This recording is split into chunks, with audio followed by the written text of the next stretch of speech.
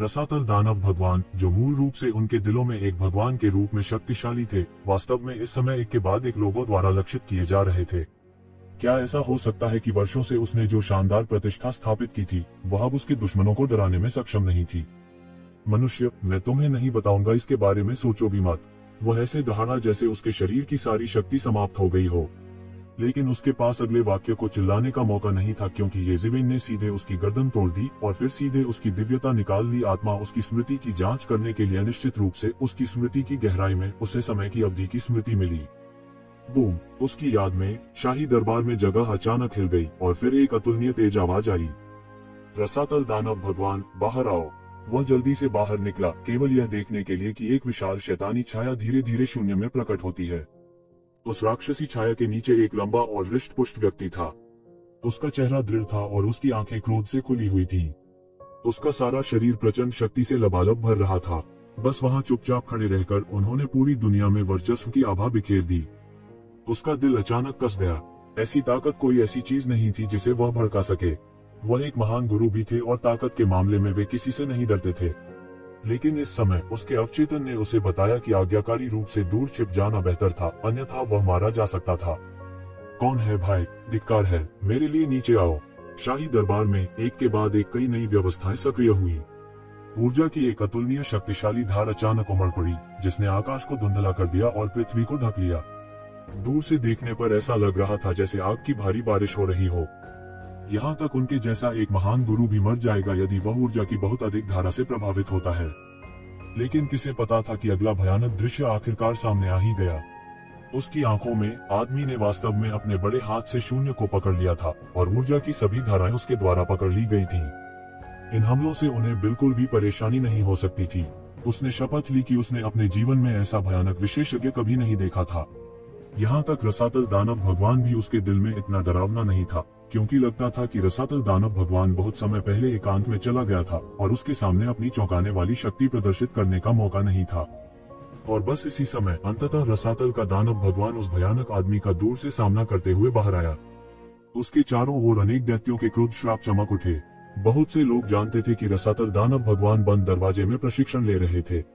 इन राक्षसों के दिलों में जब तक रसातल दानव भगवान बंद दरवाजे के प्रशिक्षण से बाहर आए, तब तक वे निश्चित रूप से एक दाव पुष्टिकरण विशेषज्ञ होंगे। अब वह बंद कमरे में अपना प्रशिक्षण पूरा करने से थोड़ा ही दूर था, लेकिन उसे मजबूरन बाहर आना पड़ा। यह कल्पना की जा सकती है कि वह निश्चित रूप से बहुत सारे अवसर खो देगा।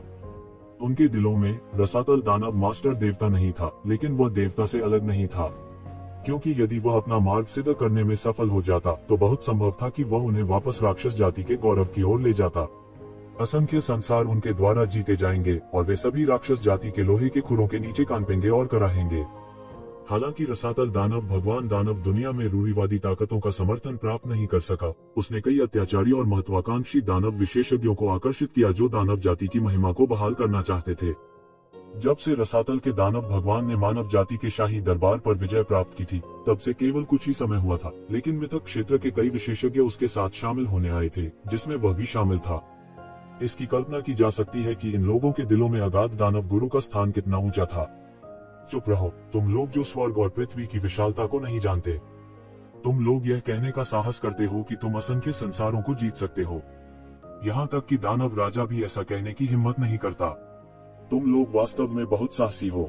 इस तथ्य की तो बात ही छोड़ दे कि वह दाव पुष्टिकरण विशेषज्ञ नहीं है, भले ही उसने वास्तव में किया हो। तो क्या क्या आप वास्तव में सोचते हैं कि आप उस पर भरोसा करके असंख्य संसारों को जीत सकते हैं? ये मो ने उपहास किया। उसने बस उस खतरे को नहीं डाला जो अनगिनत वर्षों से उसकी आंखों में मौजूद था। उसका प्रभावशाली तरीका था कि भले ही उसके सामने लाखों लोग हों, फिर भी वह एमो के प्रभावशाली तरीके से हैरान था। तू भी तो राक्षस है, तू आकर मेरे साथ क्यों नहीं हो जाता? हम हाथ मिला ले तो किस प्रकार के शत्रु को पराजित नहीं कर सकते। रसातल के दानव गुरु तुरंत क्रोधित नहीं हुए, उल्टा कुछ ऐसा हुआ जिससे लोगों की आंखें फटी की फटी रह गईं। वास्तव में उसने जैतून की शाखा बढ़ाने की पहल की। किसी को पता होना चाहिए कि रसातल दानव मास्टर के व्यक्तित्व के साथ वह किसी को भी उसकी इच्छा के विरुद्ध जाने की अनुमति नहीं देगा, किसी को भी नहीं। आपसे जुड़े, आपको लगता है कि आप योग्य हैं। जब मैं सर्वशक्तिशाली और अजेय था, कौन जानता है कि आप कहाँ थे? गेमो ने ऐसे व्यंग किया जैसे उसने दुनिया में सबसे दिलचस्प बात सुनी हो। आप मुझे युवा पीढ़ी के एक छोटे से बच्चे के साथ भर्ती करना चाहते हैं? ओह, रसातल के दानव मास्टर ने ये मो को आश्चर्य से देखा। वह नहीं जानता था कि यह येमो कहां से आया है। किसी को पता होना चाहिए कि वह राजाओं के उदय के युग से बच गया था। उस समय जिन्होंने कभी दुनिया को हिलाया था और दुनिया की हवाओं और बादलों को हिलाया था, वे पहले ही मर चुके थे। आखिरकार यह अज्ञात था कि कितने दसियों हजार साल बीत चुके थे। केवल वह अपनी गहन साधना और आज तक जीवित रहने के विशेष अवसरों पर निर्भर था। यह व्यक्ति वास्तव में उसके सामने कौन था? उन्होंने वास्तव में कहा था कि उनकी वरिष्ठता उनसे भी अधिक थी। जहां तक झूठ बोलने की बात है, तो रसातल के दानव गुरु ने इसके बारे में सोचा भी नहीं था। ऐसा अत्याचारी विशेषज्ञ इस समय ऐसा कुछ नहीं करेगा। उनका मानना कि येमो में अभी भी एक विशेषज्ञ की आत्म जागरूकता है। मुझे परवाह नहीं है कि तुम कौन हो या तुम कहां से आए हो, लेकिन आज अगर तुम आज्ञाकारी रूप से पीछे हट गए तो मैं इसे ऐसे मानूंगा जैसे कुछ हुआ ही नहीं है। भविष्य में आप अपने धूप वाले रास्ते पर चल सकते हैं और मैं अपने अकेले लकड़ी के पुल पर चलूंगा। नहीं तो, रसातल के दानव गुरु ने धमकी दी। उसकी आंखें सतर्कता से चमक उठी। वह बहुत स्पष्ट था कि उसके सामने यह आदमी बहुत भयानक था। वह वास्तव में उस पर एक मजबूत दबाव लाया। किसी को पता होना चाहिए कि उसकी वर्तमान खेती को पोवान क्षेत्र के शिखर पर कहा जा सकता है। उन्हें अपने ताव को साबित करने के लिए दुनिया से परे जाने और अमर होने के लिए केवल थोड़ी सी और जरूरत थी। हालांकि इस आदमी का सामना करते समय वास्तव में उसके दिल में आत्मविश्वास नहीं था, इसलिए उन्होंने विनम्रता से बात की। नहीं तो वह पहले ही इस आदमी की गला दबाकर हत्या कर देता। नहीं तो क्या? येमो ने उसकी धमकी को पूरी तरह से नजरअंदाज करते हुए उपहास किया। नहीं तो मैं आज तुम्हें तुम्हारे रास्ते पर भेज दूंगा। बोलते समय एबिसल दानव मास्टर ने वास्तव में एक पल में अपनी चाल चल दी। पहले कोई संकेत नहीं था, लेकिन उसने फिर भी अपनी चाल वैसे ही चलाई। येमो के खतरे को महसूस करने के बाद एबिसल दानव मास्टर ने निर्णायक रूप से पहला कदम उठाने और पहले इस खतरे को खत्म करने का फैसला किया। आत्मा कोल्हू शैतान पंजा। रसातल दानव मास्टर ने सीधे अपने पंजे से पकड़ लिया। उसकी पकड़ से शून्य बिखर गया था। एक पल में एक शक्तिशाली शक्ति येमो की दिव्य आत्मा की गहराइयों की ओर दौड़ पड़ी। यह उनका प्रसिद्ध अद्वितीय कौशल था। अतीत में वह दुनिया में भी प्रसिद्ध थे, हालांकि वह अनगिनत वर्षों से दबा हुआ था और उसे इसका उपयोग करने का अवसर नहीं मिला था। उनके बाहर आने के बाद वे अद्वितीय विशेषज्ञ जो उनके साथ प्रतिस्पर्धा करते थे, पहले ही मिट्टी के प्याले में बदल गए थे। कोई भी इस लायक नहीं था कि वह इस कदम का इस्तेमाल कर सके।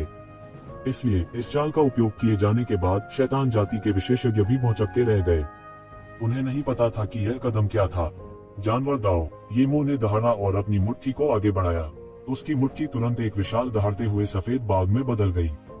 यह बाग पवन गुण ऊर्जा को नियंत्रित करने की जन्मजात क्षमता के साथ पैदा हुआ था। इसने सीधे तौर पर सोल क्रशर डेविल क्लॉ को काटा और अपने दांतों से कुचल दिया। येमो का शैतान पंजा बाग जैसा दिखता था।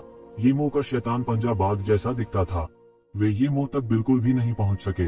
वे सभी उस पशुपथ द्वारा निगल लिए गए थे जिसे येमो ने निकाला था। और ये तो बस शुरुआत थी।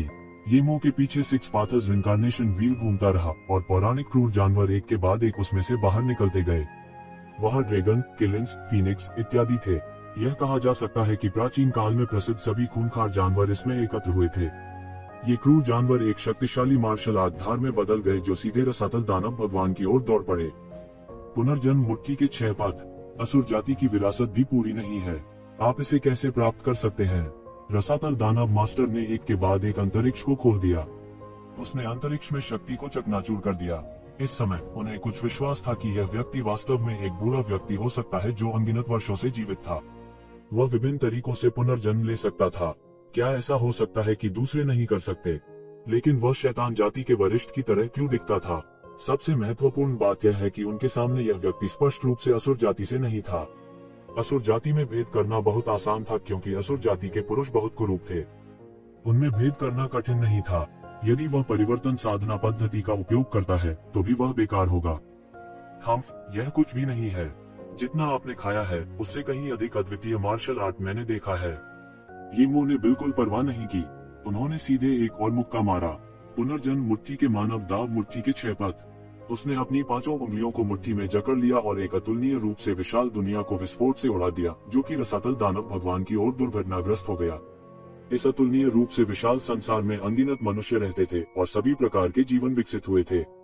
इन लोगों के जीवन के अनुभव नश्वर धूल में बदल गए। सब कुछ ढक गया और उन सभी दुश्मनों को कुचल दिया जिन्होंने उनके रास्ते में खड़े होने की हिम्मत की। मेरी इच्छा स्वर्ग की इच्छा है। यह पुनर्जन्म मुट्ठी के 6 पथों की सच्ची शक्ति थी। ह्यूमन डाउफिस्ट के उच्चतम गहन अर्थ की तुलना में जिसे ये मो ने प्रदर्शित किया।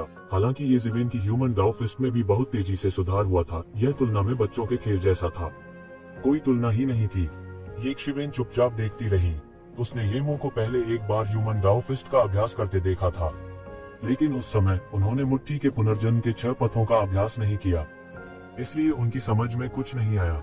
लेकिन अब यह अलग था, वह महसूस कर सकता था कि समझ के माध्यम से उसकी मानव दाव मुट्ठी एक कदम आगे बढ़ गई थी। वह सीधे एक साम्राज्य को उड़ा सकता था। यह एक प्रकार का मात्रात्मक परिवर्तन था जिससे गुणात्मक परिवर्तन हुआ। उन्होंने अपने पिछले अभ्यास के लिए एक ठोस नींव रखी थी, और इस समय ये जिवेन की याद में दोनों पक्षों के बीच लड़ाई और भी तीव्र थी। ये दोनों डीओ कन्फर्मेशन के तहत सबसे शक्तिशाली विशेषज्ञों में से थे। वे इस स्तर की सीमा तक पहुंच चुके थे। दोनों की लड़ाई ने सब कुछ तहस नहस कर दिया। शक्तिशाली शॉकवेव सीधे पलट गई। न जाने एक सांस में शाही दरबार के कितने ढांचे नष्ट हो गए। रॉयल कोर्ट में प्राचीन संरचनाओं को मूल रूप से राजाओं के युग के दौरान क्रमिक राजाओं द्वारा स्थापित किया गया था। वे अत्यंत शक्तिशाली थे, हालांकि उन संरचनाओं को राक्षसों द्वारा संचालित नहीं किया जा सकता था, इसलिए वे सभी ध्वस्त हो गए और राक्षसों की संरचनाओं के साथ फिर से बनाए गए। उनकी शक्ति पहले से बहुत कम थी। अंतरिक्ष में छिपे कई राक्षसों का मौके पर ही सफाया कर दिया गया। शॉकवेव ने इस दानव विशेषज्ञ को भी सीधे प्रभावित किया। उसने मौके पर ही मुंह भर खून उगल दिया। उनकी याद में सब कुछ अंधेरा हो गया। जब उसने फिर से देखा, दोनों पहले ही अंतहीन तारों वाले आकाश में लड़ चुके थे। संयोग से उन दोनों ने इस जगह को अपने युद्ध क्षेत्र के रूप में इस्तेमाल करने का विकल्प नहीं चुना। यह सब कुछ लंबा समय लग रहा था, लेकिन वास्तव में यह केवल एक पल था। ये जिवेन ने पहले ही इस विशेषज्ञ की स्मृति की पूरी तरह से जांच कर ली थी। हालांकि यह स्मृति थोड़ी सी भी उपयोगी नहीं थी, क्योंकि वह अभी भी यह पता नहीं लगा सका था कि ये मो कहाँ गया था। गड़गड़ाहट, हमलों की एक श्रृंखला लगभग एक पल में फिर से विस्फोट हो गया। प्राचीन संरचनाएं सभी पुनर्जीवित हो गईं और सक्रिय होने लगी। उन्होंने सीधे ये शिवेन के निर्देशन में विस्फोट किया। हुश, ये जिवेन ने सीधे जगह को फाड़ा और तुरंत इस जगह को छोड़ दिया। चूंकि उसे ये मो का ठिकाना नहीं मिला, इसलिए यहाँ रहने का कोई मतलब नहीं था। हालांकि केवल एक चीज जिसके बारे में वह खुश हो सकता था, वह यह था कि ये मो रसातल दानव मास्टर के हाथों में नहीं पड़ा था। यह कहा जाना चाहिए कि उसकी याददाश्त से उसने सीखा कि ऐसा लगता है कि दोनों एक ही समय में गायब हो गए थे। वे एक साथ गायब हो गए। उसने गायब हो रहे शाही दरबार को दूर से ही देखा और मन ही मन सोचा, देर सबेर मैं अपने तरीके से वापस लड़ूंगा। यहाँ तक जिस शाही दरबार में राक्षसों का कब्जा था, उसके पास भी ये मो के ठिकाने का पता लगाने का कोई तरीका नहीं था। ये जिवेन के पास और कोई रास्ता नहीं था। इससे भी बुरी बात यह थी कि उनकी स्मृति से उन्हें पता चला कि एबिस दानव मास्टर ने घटना के बाद एक संदेश भेजा था, जिसमें उन्हें धैर्यपूर्वक प्रतीक्षा करने के लिए कहा गया था। जब वह लौटेगा तो वह समय होगा जब वह दुनिया पर राज करेगा। रसातल दानव मास्टर की वर्तमान ताकत के साथ भी वह ऐसा नहीं कर सका। एकमात्र संभावना यह थी कि उसने अपने दाव की पुष्टि की थी और लौट आया था। यह सोचकर ये जिवेन शांत नहीं रह सकी। अभी रसातल दानव मास्टर उसके सिर पर लटकी एक तेज तलवार की तरह था। अगर वह सचमुच लौट आए तो क्या होगा? हालांकि रसातल दानव मास्टर के मजबूत चरित्र के साथ वह वास्तव में ऐसे शब्द कह सकता था। जाहिर है वह गंभीर रूप से घायल हो गया था और डर गया था कि वह अपने अधीन राक्षसों के स्वामी को नियंत्रित नहीं कर पाएगा। वे राक्षस स्वामी अब उसके प्रति वफादार हो सकते हैं, लेकिन अगर उनके पास उन्हें दबाने के लिए अत्याचारी शक्ति नहीं होती तो कोई नहीं जानता था कि वे क्या करेंगे। इस महत्वपूर्ण जानकारी को जानने के बाद ये जिवेन सीधे तारों वाले आकाश की गहराई में प्रवेश कर गई। हालांकि उन दोनों के बीच युद्ध के कारण होने वाले उतार चढ़ाव देवताओं के बीच के युद्ध की तरह चिरस्थायी नहीं थे, फिर भी यह इतने कम समय में पूरी तरह से समाप्त नहीं हुआ। हालांकि जब दोनों का अंतिम युद्ध क्षेत्र गायब हो गया तो आभा बहुत अराजक थी और यह असंभव था। अंत में ये राजवंश की लड़ाई, ये जिवेन जो उन्हें खोजने में असमर्थ थी, केवल गहरी दुनिया में मानव जाति में वापस आ सकती थी। जैसे ही वह लौटा, कोई उसे ढूंढता हुआ आया। यह व्यक्ति कोई और नहीं बल्कि नामलेस डाओ अकादमी के यंग तियानजिंग थे। ये जिवेन नामहीन डाओ अकादमी के स्नातक समारोह में नहीं पहुंचे, इसलिए उन्होंने यंग तियानजिंग को दोबारा नहीं देखा। यंग तियानजिंग हर बार जल्दी में आया और चला गया। ये जिवेन ने उसे दोबारा नहीं देखा। मैंने सुना है कि आपने दानव रॉयल कोर्ट में तबाही मचाई है। यंग तियानजिंग ने अपने चेहरे पर मुस्कान के साथ ये जिवेन को देखा। केवल 1 दर्जन साल हुए थे, लेकिन उसके सामने यह युवक पहले ही एक आश्चर्यजनक परिवर्तन से गुजर चुका था। 10 साल से भी पहले उस समय उसे केवल अपने लिए एक नाम बनाने के लिए ही माना जा सकता था। कई पुराने पौराणिक विशेषज्ञों की नजर में वह सिर्फ एक क्षमता वाला व्यक्ति था जो उनके समूह में शामिल हो सकता था और उनमें से एक बन सकता था। और 10 से अधिक वर्षों के बाद उन्होंने पहले ही अपनी क्षमताओं का प्रदर्शन कर दिया था। उसने काफी संख्या में पौराणिक क्षेत्र के विशेषज्ञों को मार डाला था और उसका नाम लंबे समय से कई दुनियाओं में फैल चुका था। उसके दिल में कुछ भावुकता सी महसूस हुई। जैसे जैसे वह चीज पैदा होने वाली थी, बड़ी संख्या में जीनियस पैदा होंगे। चमत्कार कैसा भी हो, अजीब नहीं लगता था, लेकिन फिर भी केवल कुछ 100 वर्षों में इस स्तर तक साधना कर पाना उसके लिए वास्तव में बहुत चौंकाने वाला था। ये शिवेन को यह अजीब नहीं लगा। आखिरकार यह एक तथ्य था कि उसने शाही दरबार में कहर बर पाया था। उनकी वर्तमान प्रसिद्धि के साथ निश्चित रूप से बहुत से लोग थे जो इसके बारे में जानते थे। वह बिल्कुल नहीं छिप सकता था। इसके अलावा उनका छिपने का कोई इरादा नहीं था। यह ठीक उन लोगों को रोकने के लिए था जिनकी नीयत खराब थी। मैं आपको ठीक कर दूं। यह मानव जाति का शाही दरबार है। देर सवेर मैं इसे वापस ले लूंगा, ये ज़िवेन ने कहा।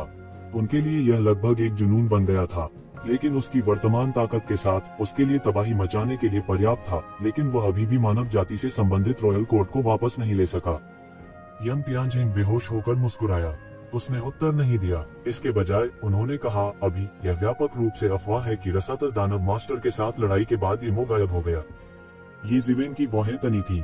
यह खबर फैलने से कुछ ही समय पहले की बात है, जब से ये ज़िवेन, जो प्राचीन सूनेपन से आए थे, ने गहन दुनिया में अपना नाम बनाया।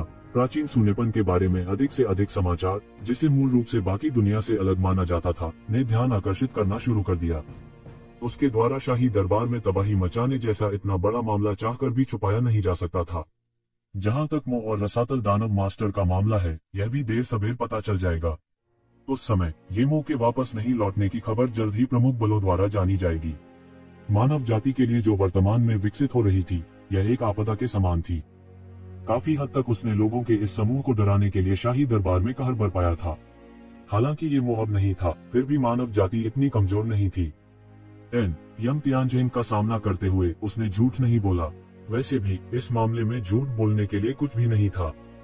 टीएस पीढ़ी का एक नायक।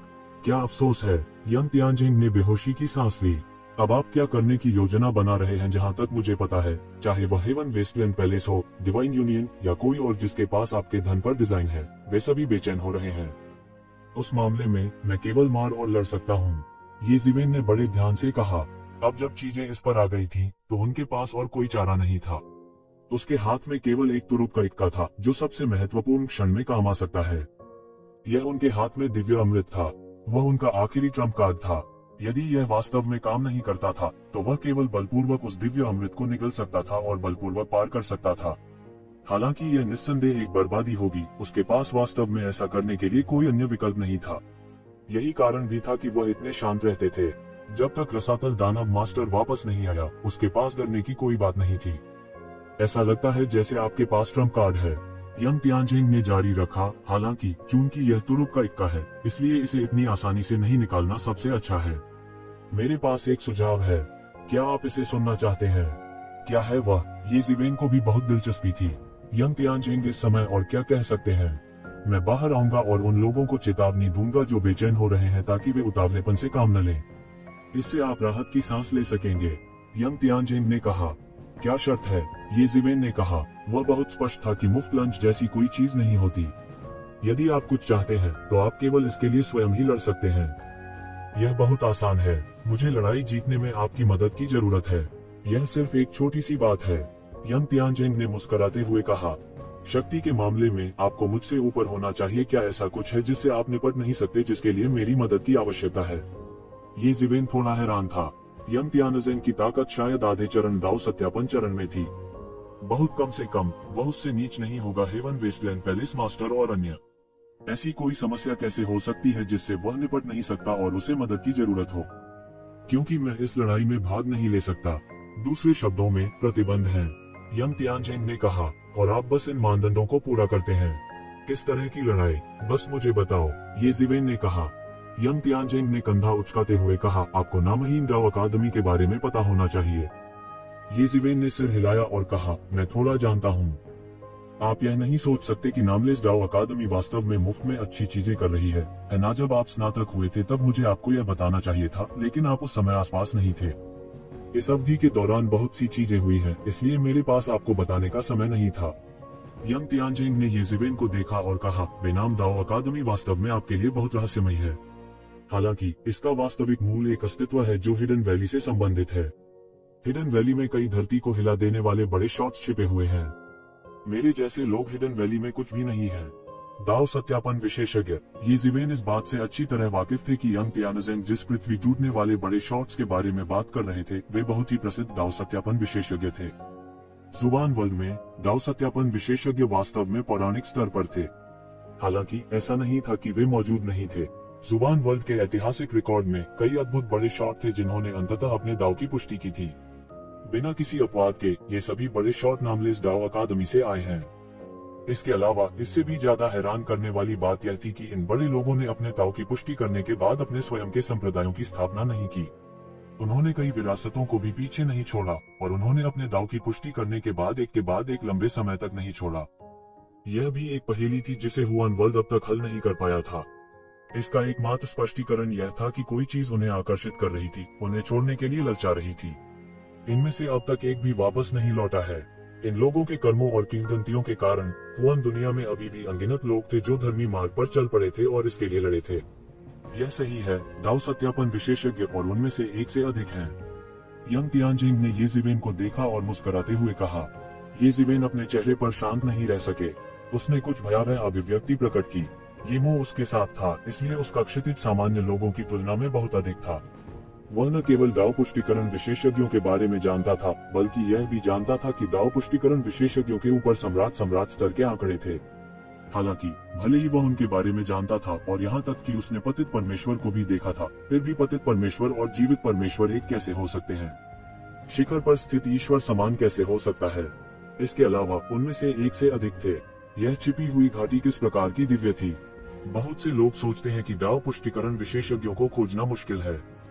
ब्रह्मांड में दाव पुष्टिकरण विशेषज्ञों के बारे में कोई खबर नहीं है। बहुत से लोग यह भी कहते हैं कि दुनिया बदल गई है और दाव कन्फर्मिंग विशेषज्ञों को अब प्रकट होने की अनुमति नहीं है। वास्तव में यह कुछ लोगों का भ्रमपूर्ण अनुमान मात्र है। वे इसके बारे में नहीं जानते क्योंकि वे उस स्तर तक नहीं पहुंचे हैं।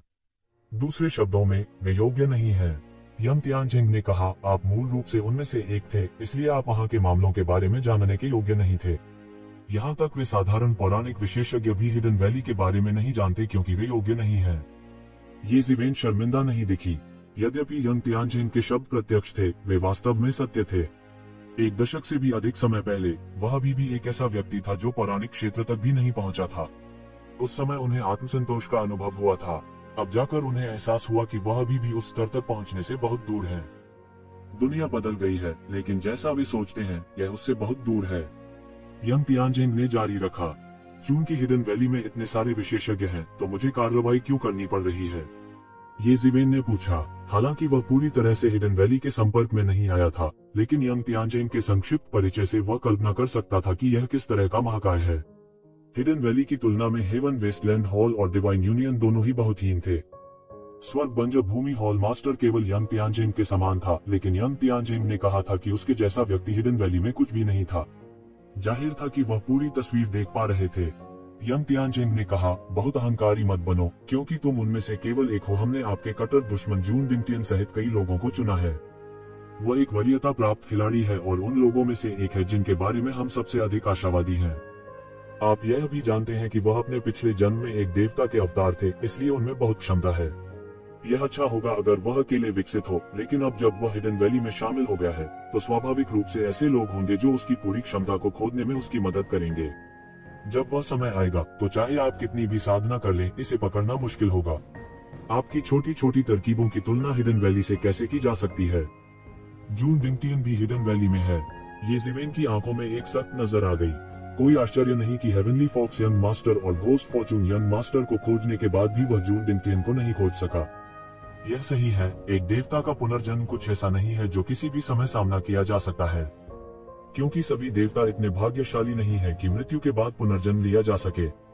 अपने दाव को साबित करने की प्रक्रिया दुनिया से अलग होने की प्रक्रिया है। अपने दाव को साबित करने के बाद आप दुनिया के लिए एक विदेशी वस्तु बन जाएंगे। सामान्य प्राणियों के लिए मृत्यु के बाद पुनर्जन्म लेना असंभव है। मूल रूप से तुम सीधे राख में बदल जाओगे। ऐसे लोगों के लिए जब तक वे अपनी क्षमता का पूरी तरह से विकास कर सकते हैं, तब तक अपने दाव को साबित करना बस कुछ ही समय की बात है। कौन जानता है, वे इस जीवन में और भी आगे बढ़ सकते हैं।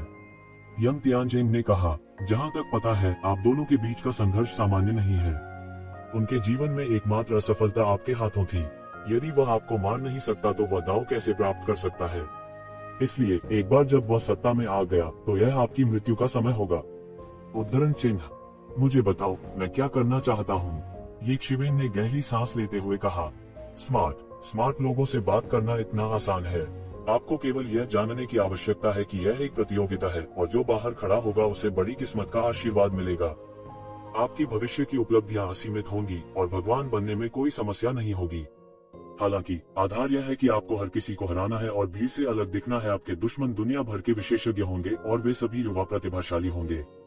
जुन डिंगटियन जैसे लोग हर जगह नहीं हो सकते हैं, लेकिन यह कहा जा सकता है कि उनमें से बहुत सारे हैं। यह सिर्फ दाव मान्यता नहीं है, बल्कि ईश्वर स्तर के विशेषज्ञ भी हैं। वे सभी आपके लक्ष्य हैं। चाहे आप शिकारी हो या शिकार, यह आप पर निर्भर है। देवता है, क्या यह मुझे मरने के लिए नहीं कह रहा है? ये जिवेन ने तुरंत अपना सिर हिलाया। वह अपनी ताकत के बारे में बहुत स्पष्ट थे। क्या मजाक, वह उस मास्टर के लिए मैच कैसे हो सकता है जिसने अपने दाव को साबित कर दिया था। हालांकि वह आश्वस्त था, लेकिन वह इस हद तक अहंकारी नहीं था। बेशक हमने आप सभी को सिर्फ आपकी मौत के लिए भेजने के लिए इकट्ठा नहीं किया है। यंग तियानजिंग ने कहा, चूंकि आप हमारी योजना में शामिल हुए हैं, आपको अपना रास्ता खुद बनाना होगा। भले ही आपके बचने की संभावना कम हो, हालांकि हम केवल खड़े रहकर नहीं देखेंगे। स्वाभाविक रूप से आपको बहुत अधिक लाभ होगा। जब समय आएगा तो जून डिंगटियन से मिलना आपके लिए कोई समस्या नहीं होगी। जब तक आप जीवित रह सकते हैं, आपको अतुलनीय लाभ प्राप्त होंगे। क्या आप जानते हैं कि कितने लोग इस योजना में भाग लेना चाहते हैं? हालांकि सभी के पास यह अवसर नहीं है। अगर मैं कुछ हजार साल बाद पैदा होता तो मैं तुम्हें यह अवसर कैसे दे सकता था? उद्धरण चिन्ह, खतरा और अवसर से अस्तित्व में थे। यंग तियानजिंग के शब्दों से ये जिवेन केवल कुछ ही शब्द सुन सकी। दुनिया में कोई मुफ्त लंच नहीं था। जितने अधिक लाभ, उतने अधिक प्रतिबंध और उतना ही अधिक खतरा। यह देखकर कि एक शिवन झिझक रहा था, यंग तियानजिंग ने आग में घी डालना जारी रखा। जहां तक पता है, रसातल शैतान भगवान अपने दाव को साबित करने से बहुत दूर नहीं है। यह देखते हुए कि ये जिवेन अभी भी झिझक रही थी, उसने आग में घी डालना जारी रखा। जहां तक मुझे पता है, रसातल शैतान भगवान अपने दाव को साबित करने से बहुत दूर नहीं है। वह 2 साल से भी कम समय में वापस आ सकता है आपकी साधना गति के साथ। यह पहले से ही चौंकाने वाला है कि आप इतने कम समय में इस स्तर तक साधना कर सकते हैं। हालांकि यह अभी भी काफी दूर है। शायद एक दिन आप अपने दाव को साबित कर देंगे, लेकिन आप निश्चित रूप से अपने दाव को साबित करने वाले रसातल शैतान भगवान की गति को पकड़ने में सक्षम नहीं होंगे। जब वह समय आता है तो यह केवल कुछ समय पहले की बात है, जब पूरी हुआन दुनिया दुश्मन के हाथों में आ जाती है। इसे केवल आप ही स्वयं सुलझा सकते हैं। स्वर्ग क्षेत्र की मानव जाति भी हस्तक्षेप नहीं कर सकती। आखिरकार दानव जाति उनके पीछे लोगों के बिना नहीं है। आपको स्पष्ट रूप से सोचना होगा। यदि आप हमारी योजना में शामिल होते हैं, तब भी कुछ आशा रहेगी। उसके आश्चर्य के लिए ये जिवेन कहने से पहले केवल एक पल के लिए झिझकी। अब मैं समझ गया। तुम लोग कीड़े मकोड़े पैदा कर रहे हो। आप सभी क्षेत्रों से सबसे मजबूत कीड़ों को चुनेंगे और एक दूसरे को मारने के लिए उन्हें एक साथ फेंक देंगे। सबसे मजबूत व्यक्ति गुकिंग बनेगा। अनगिनत लाभ होंगे। हालांकि मुझे नहीं पता कि तुम लोग क्या करने की कोशिश कर रहे हो। यह योजना मेरे लिए भी फायदेमंद है। मैं भाग लूंगा। उद्धरण चिन्ह, एक बार जब उसने अपना मन बना लिया तो सब कुछ बेहद सरल था। धन और सम्मान खतरे से आया। बिना जोखिम उठाए कुछ भी नहीं मिलता। अच्छा, चूंकि ऐसा है, समय आने पर हमारे लोग भी सामने आएंगे। चाहे वह स्वर्ग बंजर भूमि का महल हो या ईश्वरीय मिलन, उनमें चाल चलने की हिम्मत नहीं होगी। यंग तियानजिंग ने कहा, अपने आप को तैयार करें। हम 1 महीने के समय में सेट करेंगे। उद्धरण चिन्ह, हम कहाँ जा रहे हैं? ये जिवेन ने पूछा। देवता परिवर्तन रसातल। यंग तियानजिंग ने मुस्कुराते हुए उत्तर दिया। 1 महीना जल्दी बीत गया। इस महीने के दौरान यह खबर कि येमो और रसातल दानव मास्टर दोनों घायल हो गए थे और उनका ठिकाना अज्ञात था, तेजी से फैल गया। यह खबर प्राचीन काल से चली आ रही थी और कई लोग व्यक्तिगत रूप से इसकी पुष्टि करने गए थे। यह बहुत ही विश्वसनीय था। मानव जाति ने इस अफवाह पर कोई प्रतिक्रिया नहीं दी और केवल अपने विस्तार की गति को धीमा कर दिया। कई लोगों को फौरन समझ आ गया कि यह मामला फर्जी नहीं है। हालांकि कई लोगों को यह अजीब लगा कि heaven wasteland palace, divine union और अन्य लोग जो ये जिवेन की दौलत को लालच से देख रहे थे, यह पुष्टि करने के बाद कि येमो गायब हो गया है, उन्होंने कोई चाल नहीं चली। वे सामूहिक रूप से मौन थे। मानो वे अचानक अंधे और बहरे हो गए हों। वे कुछ सुन या देख नहीं पा रहे थे। इसने कई लोगों को बनाया जो दोनों पक्षों के बीच अत्यधिक संघर्ष देखने की आशा रखते थे, असाधारण रूप से निराश महसूस करते थे। चाहे वह हेवन वेस्टलैंड पैलेस हो, डिवाइन यूनियन या वर्तमान येज़ेवेन, वे सभी राक्षस थे जो उनकी कल्पना से कहीं अधिक शक्तिशाली थे। कई लोगों को ये भी लगा कि ये अजीब है। हालांकि जल्द ही खबर फैल गई कि नामलेस डाउ कॉलेज के विशेषज्ञों ने उन्हें व्यक्तिगत रूप से चेतावनी दी थी कि वे कम से कम एक निश्चित समय के लिए येज़ेवेन पर कार्रवाई कर सकते हैं। इसे प्रशिक्षण के रूप में इस्तेमाल किया जा सकता था, लेकिन उन्हें अपनी मां के कबीले में कदम रखने की बिल्कुल अनुमति नहीं थी। इसमें स्वर्ग क्षेत्र से मानव जाति भी शामिल थी। यह कहा गया था कि स्वर्ग के दायरे से एक बड़ा शॉट व्यक्तिगत रूप से उनकी देखभाल करने के लिए आया था। उन्हें स्वाभाविक रूप से बेनाम डाउ कॉलेज का सामना करना पड़ा। आखिरकार रहस्यमयी दुनिया में ऐसी कई ताकतें थीं जिनका नामलेस डाउ कॉलेज के साथ कमोबेश कुछ संबंध थे। वास्तव में कोई भी बेनाम डाउ कॉलेज को भड़काना नहीं चाहता था। इसके अलावा रहस्यमय दुनिया के विशेषज्ञ जो कमोबेश एक निश्चित स्तर तक पहुंच चुके थे, वे जानते थे कि नामलेस डाउ कॉलेज के पीछे एक राक्षस खड़ा था। यदि यह आवश्यक नहीं होता तो कोई भी नामलेस डाउ कॉलेज के साथ संघर्ष नहीं करना चाहेगा। हालांकि यह मामला और भी भ्रमित करने वाला हो गया। नामलेस डाउ कॉलेज के शिक्षण समाप्त होने के बाद यह स्वाभाविक रूप से गायब हो जाएगा और अगले 5000 वर्षों तक फिर से प्रकट होने की प्रतीक्षा करेगा। यह मूल रूप से अब छात्रों के मामलों की परवाह नहीं करेगा। यहाँ तक जब दैवीय संघ के नेता की तलाश की जा रही थी, तब भी अनाम डाउ कॉलेज ने उनके लिए आवाज नहीं उठाई। अब यह येज़ेवेन के लिए खड़ा था। क्या ऐसा हो सकता है कि उसकी प्रतिभा वास्तव में एक पृथ्वी टूटने के स्तर तक पहुंच गई थी कि उसे गायब होते हुए देखने के लिए नामहीन डाउ कॉलेज भी सहन नहीं कर सकता था? इसके पीछे क्या राज है, यह कोई नहीं जानता था। तमाम तरह की अटकलें थीं। उथल पुथल के इस महीने के दौरान येज़ेवेन ने अपनी अंतिम तैयारी भी पूरी कर ली थी। इस यात्रा में शायद कुछ साल न लगे या शायद वह कभी वापस न आए, इसलिए उन्हें व्यवस्था करनी पड़ी। उसने स्टार बीस्ट को पीछे छोड़ दिया और युवा कुनपेन को देवता रसातल में ले आया। यह एक अंतहीन शून्य था। अनंत विमानों की गहराई में एक विशाल खाई थी। हालांकि इसे रसातल कहा जाता था, यह वास्तव में शून्य में तैरता हुआ एक विशाल महाद्वीप था। यह एक दुनिया से बहुत बड़ा था और येज़ेवेन की आंखों के सामने आ गया था। यहाँ तक येज़ेवेन की गति के साथ उसे यंग तियानजेन का पीछा करने के लिए आधे साल तक उड़ना पड़ा। अंत में वह इस विशाल महाद्वीप के मध्य में परिवर्तन रसातल पर पहुंचे। यह महाद्वीप एक ब्रह्मांडीय रसातल की गहराई में था और यह अकल्पनीय शून्य ब्लैक होल से घिरा हुआ था। कोई नहीं जानता था कि यह किस प्रकार का अवर्णनीय खतरा था। दूर से देखने पर यह पूरा महाद्वीप प्रकाश के एक विशाल चक्र के समान था। वह सदा प्रकाश में था और कोई अंधकार नहीं था। यह स्वाभाविक रूप से नहीं बना था, बल्कि एक शक्तिशाली स्थान था जिसे किसी महान जादुई शक्ति के द्वारा खोला गया था। यह है, येज़ेवेन यह जानकर हैरान था कि वह अपनी जादुई आंखें खोले बिना कानूनों के निशान देख सकता था। वह अपनी त्वचा से आसपास के कानूनों को भी महसूस कर सकता था। भले ही वह ज्ञानी था और उसने कई चमत्कार देखे थे, लेकिन वह इस समय एक चौंकाने वाली अभिव्यक्ति प्रकट किए बिना नहीं रह सका। एक योद्धा के लिए आगे बढ़ने का केवल एक ही तरीका था और वह था कानूनों को समझना और स्वर्गीय मार्ग को समझना। तथाकथित स्वर्गीय मार्ग के संचालन का सिद्धांत था। ऐसा कहा जाता था कि स्वर्ग का मार्ग निर्मम है, क्योंकि स्वयं स्वर्ग के मार्ग में कोई विचार नहीं था। यह अनगिनत कानूनों का सिर्फ केंद्रित अवतार था, और ये नियम स्वर्गीय मार्ग के सबसे सहज अवतार थे। जितने अधिक कानूनों को कोई समझ सकता है, स्वाभाविक रूप से उसकी ताकत उतनी ही मजबूत होगी, क्योंकि जितना अधिक कोई इन कानूनों को समझ सकता है, उतना ही अधिक इन कानूनों के पीछे शक्तिशाली शक्ति का उपयोग कर सकता है। शक्तिशाली विशेषज्ञों को अपनी शक्ति का उपयोग करने की भी आवश्यकता नहीं थी। वे शक्तिशाली कानूनों पर भरोसा करके अपने रास्ते में आने वाली हर चीज को कुचल सकते थे और कोई भी उनका मुकाबला नहीं कर सकता था। लेकिन साथ ही इसकी वजह यह भी थी कि कानूनों को समझना बहुत मुश्किल था। बहुत से लोग कानूनों के अस्तित्व को महसूस ही नहीं कर पाए। जैसा कि कहा जाता है, दाव को समझने की बात बेहद रहस्यमयी थी। यही कारण था, इसे शब्दों में वर्णित नहीं किया जा सकता है और केवल स्वयं ही अनुभव किया जा सकता है। और सामान्य लोगों के लिए अपने जीवन काल में ताव को सही मायने में समझना कठिन था। हालांकि येज़ेवेन अक्सर ताव को समझने के लिए रहस्यमय स्थान का उपयोग करता था, लेकिन वह खुद ताव को जितनी बार समझ सकता था, उतनी बार नहीं था। कोई सोच सकता है कि यह कितना कठिन था।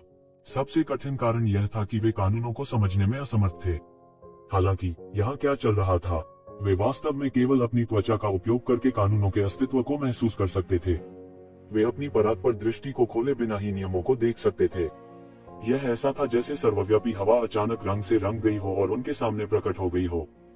यह केवल खेती के लिए एक पवित्र भूमि थी। यहाँ तक अगर किसी के पास कोई प्रतिभा नहीं है तो भी यहाँ खेती करना बाहर के उन तथाकथित शीर्ष प्रतिभाओं के बराबर होगा। उन्हें जानबूझकर साधना करने की बिल्कुल भी आवश्यकता नहीं थी और वे स्वाभाविक रूप से ताओ को समझ सकते थे। यह कुछ ऐसा नहीं था जिसे किसी भी स्थान पर प्राप्त किया जा सकता था। अगर इस जगह की खबर फैलती तो यह तुरंत एक चौंकाने वाली सनसनी पैदा कर देती। दुनिया के अनगिनत विशेषज्ञ इस जगह के लिए संघर्ष करेंगे। क्या आप इसे महसूस कर सकते हैं? इस जगह और बाहरी दुनिया के बीच सबसे बड़ा अंतर। यंग तियानजिंग ने मुस्कुराते हुए कहा, क्या आप जानते हैं कि इस जगह को ट्रांसफॉर्मेशन एबिस क्यों कहा जाता है? क्योंकि यह वह जगह है जहां कोई वास्तव में भगवान में बदल सकता है। यहाँ के कानूनों को पूर्ववर्तियों की महान शक्ति द्वारा मजबूर किया गया था, जो कि लोग इसे इतने स्पष्ट रूप से क्यों महसूस कर सकते हैं। यहाँ 1 साल खेती करना 100 साल बाहर खेती करने के बराबर है। यहाँ तक जिन विशेषज्ञों ने दाओ की पुष्टि की है, उन्हें यहाँ खेती करते समय आधे प्रयास के साथ दुगना परिणाम मिलेगा। ये शिवेन चौंक गया था और वह हैरान हुए बिना नहीं रह सका। दैवीय मकबरों के समूह में कानूनों का इस प्रकार का प्रकटीकरण हर जगह देखा जा सकता था, लेकिन वह एक युद्ध के बाद था और टूटे हुए कानून प्रकट हुए थे। इसे सामान्य रूप से समझने का कोई तरीका नहीं था और यह घातक कारक भी बन सकता था, लेकिन यह स्थान पूर्ण था और सामान्य नियम सभी प्रकट थे। यह निश्चित रूप से मार्शल आर्ट की पवित्र भूमि थी। यहाँ खेती करने में सक्षम होने से उन्हें इस समय थोड़ा और आत्मविश्वास मिला। उसे भरोसा था कि वह रसातल शैतान भगवान को पकड़ सकता है। कोई आश्चर्य नहीं कि यंग तियानजिंग ने ऐसा कहा। चलो चलते हैं, मैं तुम्हें पहले लाता हूँ, यंग तियानजिंग ने मुस्कुराते हुए कहा। उन दोनों ने सीधे उड़ान भरी। 3 दिन और 3 रात की उड़ान भरने के बाद वे आखिरकार महाद्वीप में उड़ गए। यह देखा जा सकता था कि यह महाद्वीप कितना विशाल था। वे सीधे महाद्वीप में प्रवेश नहीं करते थे, लेकिन एक अतुलनीय विशाल लोहे के टॉवर के नीचे आ गए। यह लोहे की मीनार जेट ब्लैक थी और इसकी 7 मंजिलें थीं। हर मंजिल अपनी ही दुनिया की तरह थी। यह अतुलनीय रूप से गहरा था और यह देखना असंभव था कि अंदर क्या है। चंद दिव्य उपकरण नहीं, यह एक वास्तविक दिव्य उपकरण हो सकता है, ये जिवेन ने सदमे में कहा। प्रवेश करते ही उन्हें यह आशा नहीं थी कि उन्हें कोई वास्तविक दिव्य साधन दिखाई पड़ सकता है, और यह दैवीय उपकरण यहाँ कूड़े के टुकड़े की तरह रखा गया था और किसी को इसकी बिल्कुल भी परवाह नहीं थी। क्या आपको यह अजीब लगता है कि यह स्पष्ट रूप से एक दिव्य उपकरण है, लेकिन इसे किसी ने छुआ नहीं है? यंग तियानजिंग ने ये जिवेन की हैरान कर देने वाली अभिव्यक्ति को देखा और मुस्कुराते हुए कहा। ये जिवेन ने सिर हिलाया। बाहर की दुनिया में शायद ये पहले से ही इसे छीन रहा था, क्योंकि वे मृत्यु से डरते हैं। यंग तियानजिंग ने गंभीर चेहरे के साथ कहा, यदि आप मरना नहीं चाहते हैं तो आपके पास इसके बारे में कोई विचार नहीं होगा। ये जिवेन ने सिर हिलाया और नहीं पूछा कि क्यों। आओ मेरे साथ, चलो उस जगह चलते हैं जहां नवागंतुक पंजीकरण करते हैं। टस्क कई अनर्थकारी आखिरकार मिलने जा रहे हैं। दिलचस्प, बहुत दिलचस्प। यंग तियानजिंग दिल खोलकर हंसा और ये शिवेन को टावर के दूसरी तरफ ले गया। हालांकि उसने देखा कि इस समय पहले से ही लोगों का एक बड़ा समूह उसकी प्रतीक्षा कर रहा था। ये जिवेन ने दूर से देखा और देखा कि वहां दर्जनों लोग थे। ये लोग या तो 3 या 5 के समूह में बात कर रहे थे या किनारे पर अकेले खड़े थे। हालांकि उनमें केवल एक चीज समान थी कि उनमें से प्रत्येक एक अद्वितीय अशुभ आभा से बाहर निकल रहा था। वह अतुलनीय रूप से विशाल अशुभ आभा बह गया और एक तूफान भी बन सकता था। वास्तव में, जैसा कि यंग तियानजिंग ने कहा, इन लोगों में सभी प्रकार की नस्लें थीं। उनमें से ज्यादातर मुख्य रूप से मानव रूप में थे और उनमें से कुछ ने अपनी मूल नस्ल की कुछ विशेषताओं को बरकरार रखा था। कुछ ऐसे भी थे जो केवल शक्तिशाली अपशकुन का रूप बनाए रखते थे। यह अज्ञात था कि वे किस प्रकार के वातावरण में रहते थे, लेकिन वास्तव में उनके पास इतनी भयानक ताकत बहुत पहले थी। ये जिवेन ने देखा और ये सभी लोग पौराणिक स्तर के विशेषज्ञ थे। उनमें से हर एक अथाह था और यह लगभग कहा जा सकता था कि वे समान स्तर के लोगों के बीच अजेय थे। उनमें से हर एक उच्च स्तर के लोगों को चुनौती देने में सक्षम लग रहा था और उनकी ताकत कल्पना से परे अत्याचारी थी। तू यहीं रुकना, कोई तुझे लेने आएगा, मैं पहले जा रहा हूँ।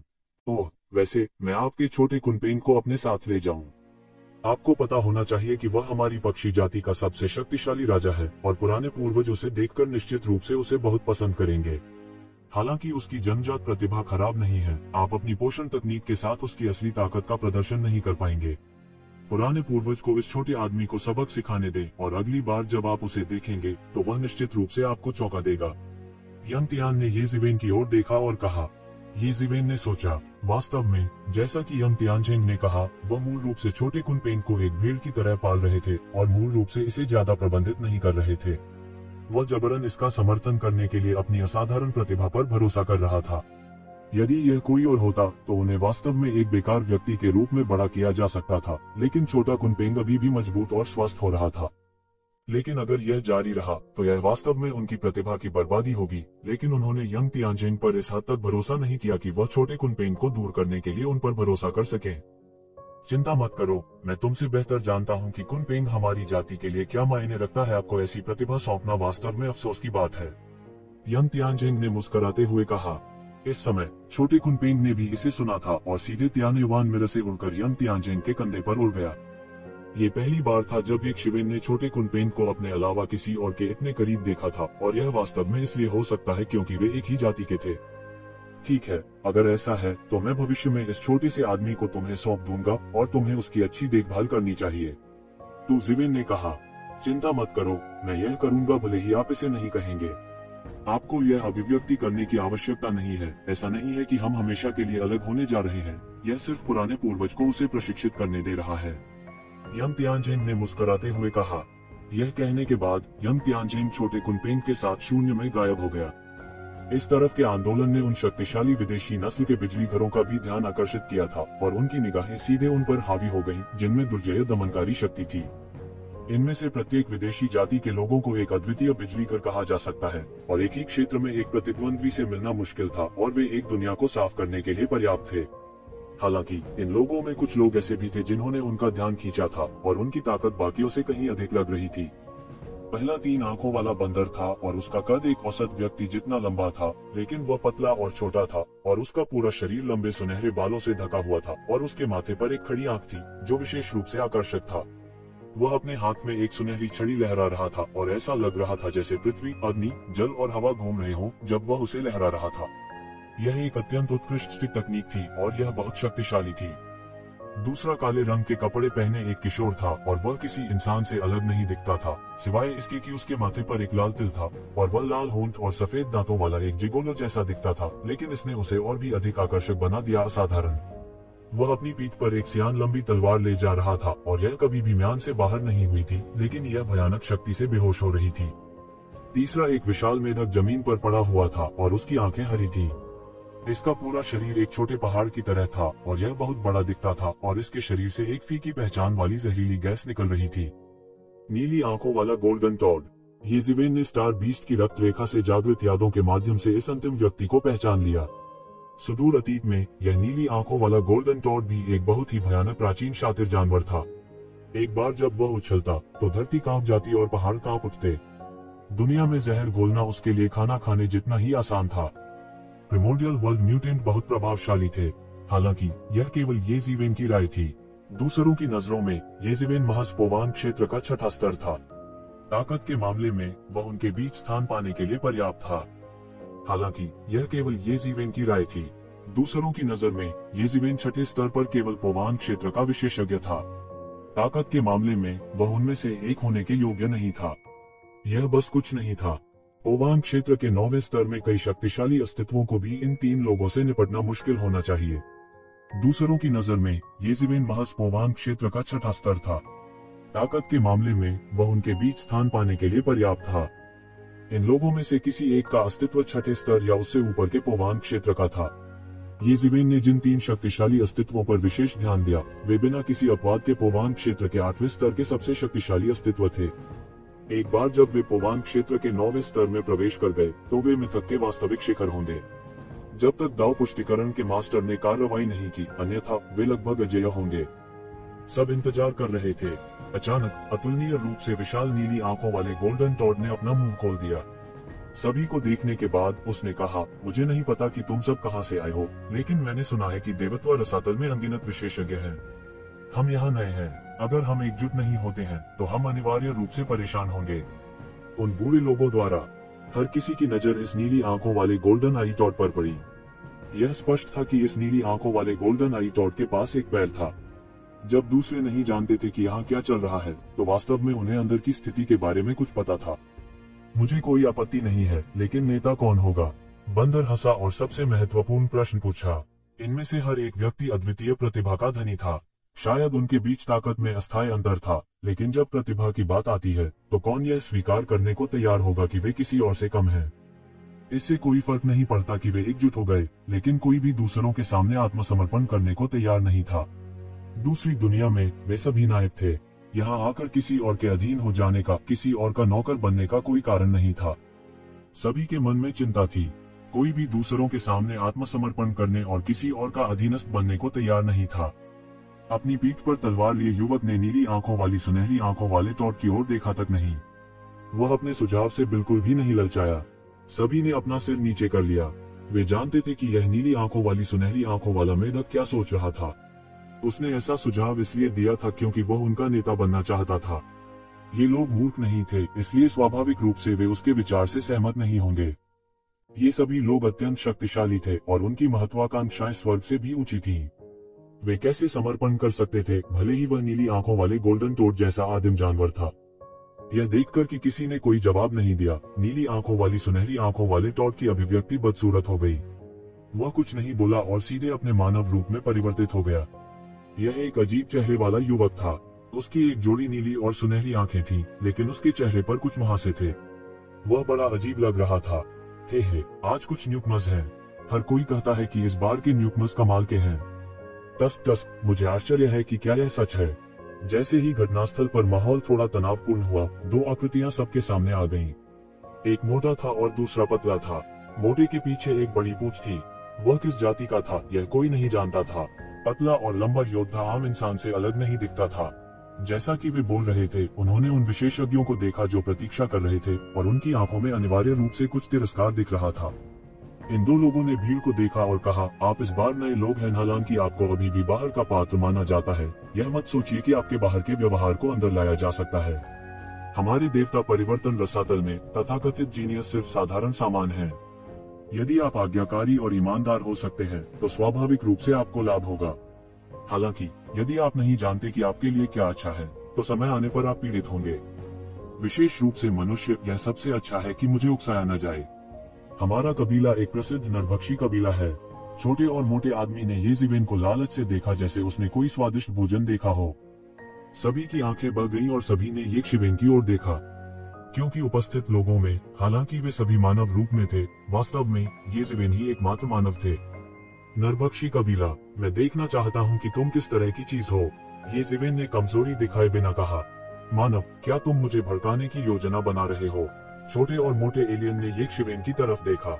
मैं अपने जीवन में सबसे अधिक मानव मांस खाना पसंद करता हूँ, विशेष रूप से उन प्रतिभाओं का मांस। यह सबसे स्वादिष्ट है। जैसा उन्होंने कहा, उनकी आंखों में एक अद्भुत रोशनी चमक उठी। ओह, क्या यह ऐसा है? आप इस देवता परिवर्तन रसातल में एक वरिष्ठ हैं।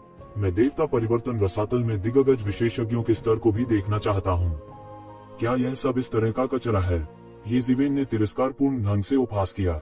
वह महसूस कर सकता था कि यह छोटा और मोटा एलियन शुरू से ही स्पष्ट रूप से उसके लिए आया था। उसका उद्देश्य स्पष्ट था। वह इस मौके का फायदा उठाना चाहता था और परेशानी खड़ी करना चाहता था। हालांकि वह अब एक नर्म खुरमा नहीं था।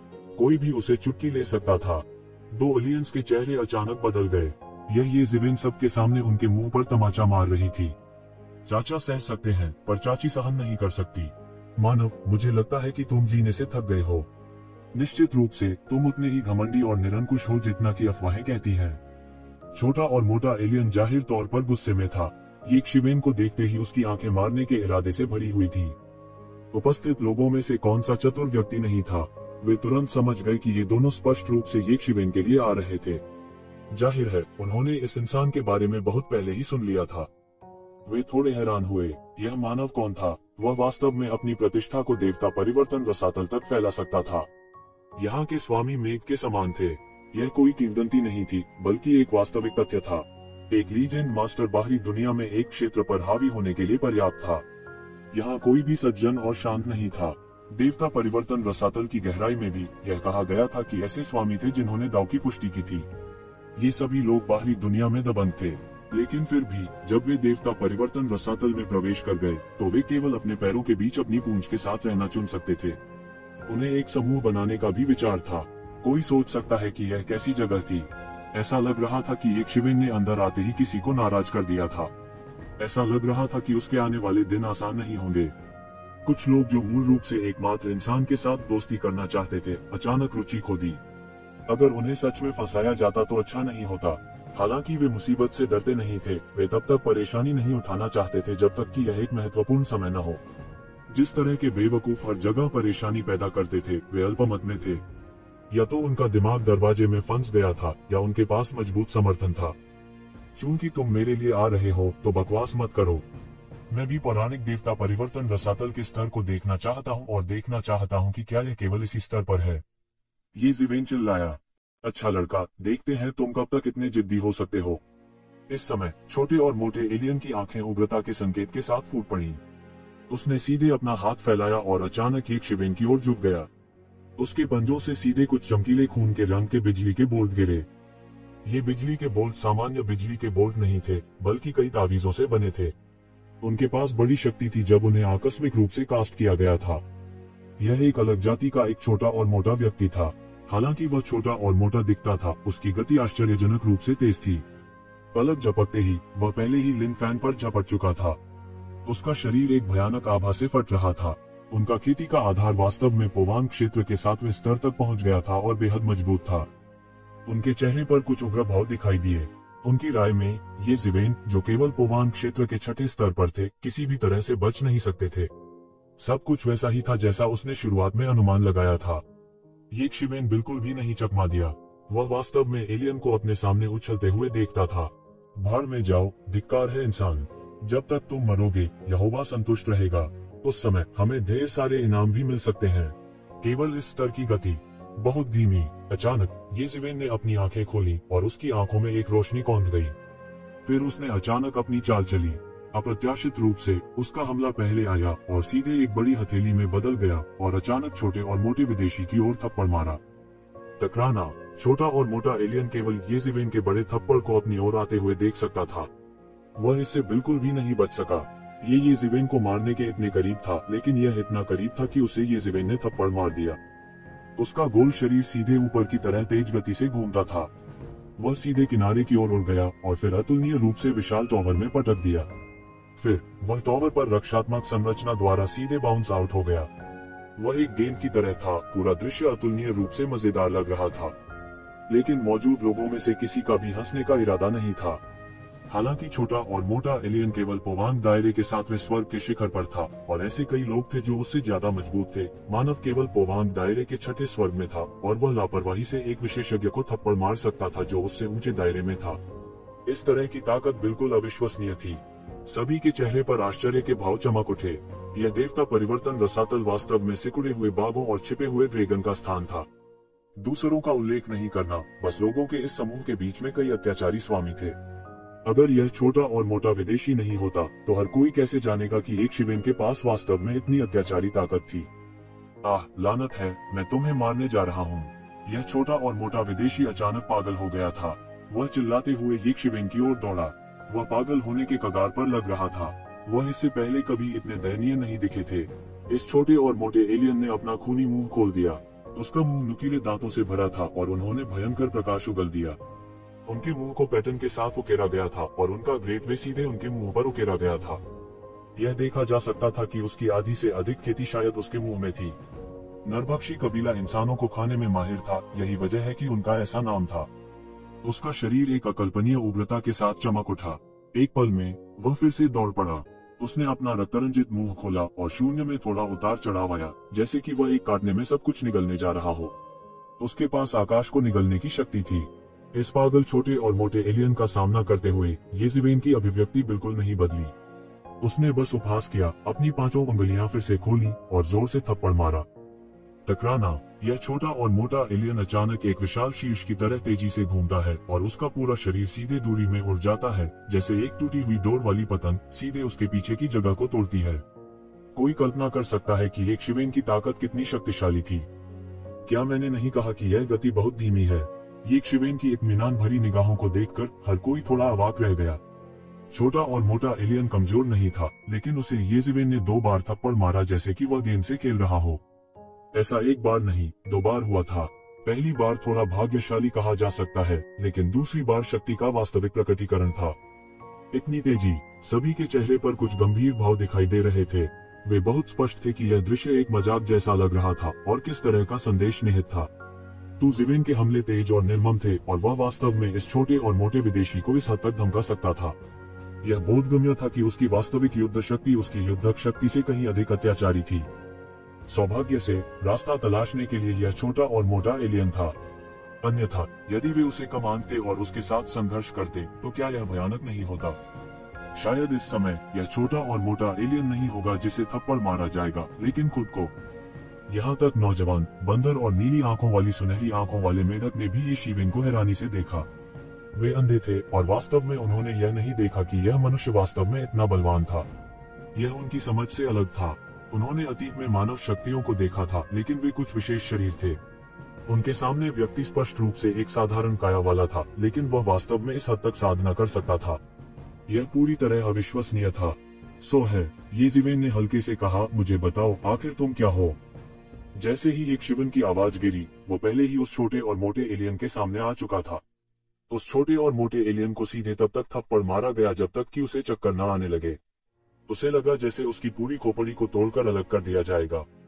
वह मुश्किल से उठ पाया था जब उसे पता चला कि एक शिवेन पहले ही उसके सामने आ चुका है। उसके पैर के उस अतुलनीय विशाल तलवे ने उसे बेरहमी से कुचल दिया था। एक कर्कश ध्वनि के साथ ये जिवेन के पैर का तलवा सीधे छोटे और मोटे विदेशी के चेहरे पर आ गया और निर्दयता से सीधे जमीन में पटक दिया, सीधे एक बड़े छेद को तोड़ दिया। सब कुछ बहुत तेजी से हुआ। लगभग एक ही पल में सभी ने देखा कि छोटे और मोटे आदमी का चेहरा सीधे ये जिवेन के पैर से कुचल गया था। तभी उन्होंने आखिरकार प्रतिक्रिया दी। इतनी तेज गति! अगर हर कोई अभी जिस गति की बात कर रहा था वह ये जिवेन की हमले की गति थी, तो अब उन्हें जिवेन की चपलता की स्पष्ट समझ थी। एक लड़का जो पोवान क्षेत्र के 7वें स्तर के मास्टर से निपटने के लिए केवल गति और ताकत पर भरोसा कर सकता है, क्या ऐसा हो सकता है कि इस आदमी की ताकत पोवान क्षेत्र के 8वें स्तर से भी ऊपर हो? तुम मुझे क्यों नहीं बताते कि तुम कौन हो? ये शिवेन ने जमकर कहा, लेकिन उसका पैर कुचलना बंद नहीं हुआ। टकराना, टकराना, टकराना। ये जिवेन के पैर जमीन पर चलते रहे। ऐसा लगता था कि उनका हर कदम जमीन में एक बड़ा छेद बनाने में सक्षम था। उसके द्वारा उठाए गए हर कदम के साथ उसके पैरों के नीचे बड़ा छेद, जो चंकी एलियन की टक्कर से बना था, सीधे एक शकल द्वारा फैलता और भी बड़ा हो जाता। छोटा और मोटा एलियन संघर्ष करना चाहता था, लेकिन वह बिल्कुल भी मुक्त नहीं हो सका। उसके द्वारा किए गए सभी हमले, सभी गति और सभी क्यूई, सभी को ये जिवेन के साधारण प्रतीत होने वाले पैर से कुचल दिया गया था। सभी ने दूर से छोटे और मोटे परदेशी की चीखें सुनी और उन सभी को थोड़ा खट्टा लगा। ये शिवेन ने उसका पूरा सिर लगभग कुचल दिया था। यह सोचकर कि वे किस तरह के दृश्य में होंगे, वे ठंडी हवा की सांस लेने के अलावा और कुछ नहीं कर सकते थे और फिर जल्दी से अपना सिर हिला दिया। धिक्कार है, यह मानव इतना अत्याचारी कैसे हो सकता है? क्या मनुष्य को विनम्र और डराने धमकाने में आसान नहीं होना चाहिए? अत्याचारी, यह ठीक अत्याचारी ये जिवेन था। उसकी आंखें खून से लाल हो गईं और उसने स्टार बीस्ट के रक्त रेखा से प्रभावित होने की परवाह नहीं की। वह इस समय के दौरान अपने दिल में अवसाद को बाहर निकाल रहा था। ये मोह का गायब होना उसके दिल का अवसाद फूटने ही वाला था। तुम अपने मूल रूप में क्यों नहीं बदल जाते और मुझे खा नहीं जाते? बदलो, बदलो, बदलो। ये जिवेन की आवाज पूरे खाली चौक में गूंज उठी। हर कोई थोड़ा शर्मिंदा हुआ। अचानक उन्हें लगा कि यह किसी व्यक्ति को सीधे पकड़कर विस्फोट करने से ज्यादा अत्याचारी लग रहा है। कुछ विशेषज्ञ जिन्होंने अपने दैनिक जीवन में लोगों को खा लिया था, उन्हें इस समय थोड़ा कंपन महसूस हुआ। धिक्कार है, मानव जाति में ऐसा क्रूर आदमी है। यह भयानक होगा अगर वे वास्तव में उसके द्वारा काटे जाते हैं। उपस्थित लोगों में जो पूरी तरह से अप्रभावित थे, वे थे तलवार चलाने वाला किशोर, बंदर और नीली आंखों वाला सुनहरा मेढक। क्योंकि उन तीनों को भरोसा था कि उनकी ताकत एक शिवेन से अधिक होनी चाहिए, इसलिए उन्होंने एक पलक भी नहीं झपकाए। छोटे और मोटे एलियन का इस समय कोई प्रतिरोध नहीं था, क्योंकि एक शिवेन के सामने कोई भी प्रतिरोध बेकार लग रहा था। हर बार जब वह विरोध करने की कोशिश करता, ये शिवेन उसे एक पैर से कुचल देती। उसका सिर कुचला जाने वाला था। ये जिवेन की ताकत बस अपने हाथों से एक ग्रह को उड़ा सकती है। इस तरह के बल ने उसके सिर को पूरी तरह कुचल दिया। इसका असर कितना भयानक होगा, इसका अंदाजा लगाया जा सकता है। यदि यह इस तथ्य के लिए नहीं होता कि उसकी अधिकांश खेती उसके सिर पर होती, जो काफी मजबूत थी, तो वह इस समय कुचल दिया गया होता। इस भयानक मानव ने उसे पहली बार निराशा का अनुभव कराया, और इस समय लंबा और पतला एलियन आखिरकार इसे बर्दाश्त नहीं कर सका। उसने एक चाल चली और दहाड़ा, धिक्कार है, तुम्हें क्या लगता है कि यह कहाँ है? एक ऐसी जगह जहाँ तुम गुस्ताखी कर सकते हो। वो दहाड़ा और एक कदम आगे बढ़ा, जगह को फाड़ते हुए, और सीधे एक शिवेन के सामने विस्फोट कर दिया। उसका पूरा व्यक्तित्व लौ और बिजली के गोले की तरह था, जो सीधे एक शिवेन के पीछे झपट रहा था। उसने अचानक एक मार्शल आर्ट की धारा निकाली जो एक शिवेन की पीठ की ओर जा रही थी। उसके पूरे शरीर की आभा आग के गोले की तरह भड़क उठी। उनकी ताकत पोवान क्षेत्र के 8वें स्तर पर थी। छोटे और मोटे एलियन की तुलना में वह अधिक शक्तिशाली था और केवल थोड़ा सा नहीं, यह बहुत प्रभावशाली था। मेरे रास्ते से हट जाओ। और इस महत्वपूर्ण क्षण में येशिवेन ने आखिरकार एक कदम उठाया। वह सीधे घूमा और फिर एक बड़ी हथेली को थप्पड़ मार दिया, जिससे बमबारी करने वाली मार्शल आर्ट की धारा को तुरंत नष्ट कर दिया। शीशे की तरह सबके सामने इंच दर इंच बिखर गया। यह पूरी तरह से अकल्पनीय था कि यह मार्शल आर्ट धार, जिसे पोवान क्षेत्र के 8वें स्तर पर एक मास्टर द्वारा भेजा गया था, वास्तव में इतनी आसानी से हार गई थी। और येशिवेन की बड़ी हथेली धीमी नहीं हुई और लंबे और पतले एलियन के शरीर पर थप्पड़ मार दिया। टकराना, तेज आवाज हुई और सभी को ऐसा लगा जैसे किसी तारे के पृथ्वी से टकराने की आवाज सुनाई दे रही हो। उन्होंने देखा कि पोवान क्षेत्र के 8वें स्तर के मास्टर को सीधे मौके पर उड़ते हुए भेजा गया था। उसका पूरा शरीर बगल के विशाल टॉवर में पटक दिया और फिर नीचे लुढ़क गया। उनके शक्तिशाली देवता शरीर पर वास्तव में उनके पूरे शरीर को ढकने वाली दरारें थीं। सभी को अचानक केवल अपनी खोपड़ी में झुनझुनी महसूस हुई। ऐसी घनी और भयानक दरारें बनाने के लिए उसे किस तरह का भारी झटका लगा था, यह बिल्कुल अकल्पनीय था। इस समय यहाँ तक उसकी पीठ पर तलवार वाला युवक, सुनहरे बालों वाला बंदर और नीली आंखों वाला सुनहरा मेढक का चेहरा अचानक गरिमा में हो गया। वे इस तथ्य को नजरअंदाज कर सकते थे कि पोवान क्षेत्र के 7वें स्तर के एक मास्टर को यूं ही थप्पड़ मार दिया गया था, क्योंकि वे भी ऐसा कर सकते थे। लेकिन यहाँ तक पोवान क्षेत्र के 8वें स्तर पर एक मास्टर को लापरवाही से थप्पड़ मारा गया जैसे कि वह तोड़ा जाने वाला था। यहाँ तक उन्होंने यह कहने का साहस भी नहीं किया कि वे इस हद तक ऐसा कर सकते हैं। इस समय भीड़ की दृष्टि में उसकी विशाल हथेली किसी भी दैवीय अस्त्र से कहीं अधिक भयानक थी। ऐसा लग रहा था कि किसी भी तरह का प्रतिरोध उसकी विशाल हथेली से एक भी वार का सामना करने में असमर्थ है। इसे सीधे टुकड़ों में तोड़ा गया। वह बिल्कुल भी मैच नहीं था। इस समय कोई भी उसे हेय दृष्टि से नहीं देखेगा क्योंकि वह एक मनुष्य था। और ऐसा लग रहा था कि इस समय येशिवेन ने आखिरकार अपनी बात पूरी की और अंत में रुक गई। उसने उस छोटे और मोटे परदेशी को जाने दिया जो उसके द्वारा रौंदा गया था और बेहोश होकर बोला, यह देवता परिवर्तन रसातल का स्तर है, क्या यह केवल इतना ही है? तुम वही येशिवेन हो, आपके पास कुछ साहस, कुछ क्षमता है, लेकिन यह मत सोचिए कि आप हमारे देवता परिवर्तन रसातल को केवल इसलिए देख सकते हैं क्योंकि आपने कुछ कचरे के खिलाफ जीत हासिल की है। उद्धरण चिन्ह।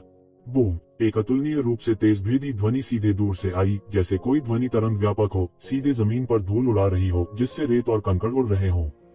सभी ने फिर से देखा, केवल यह देखने के लिए कि मैदान पर एक सफेद वस्त्र में पहले से ही एक युवक था, लेकिन उन्होंने देखा कि यह युवक एक सुंदर चेहरा था जिसके सिर पर 2 बड़े सींग थे, कुछ अधिक शक्तिशाली लग रहा था।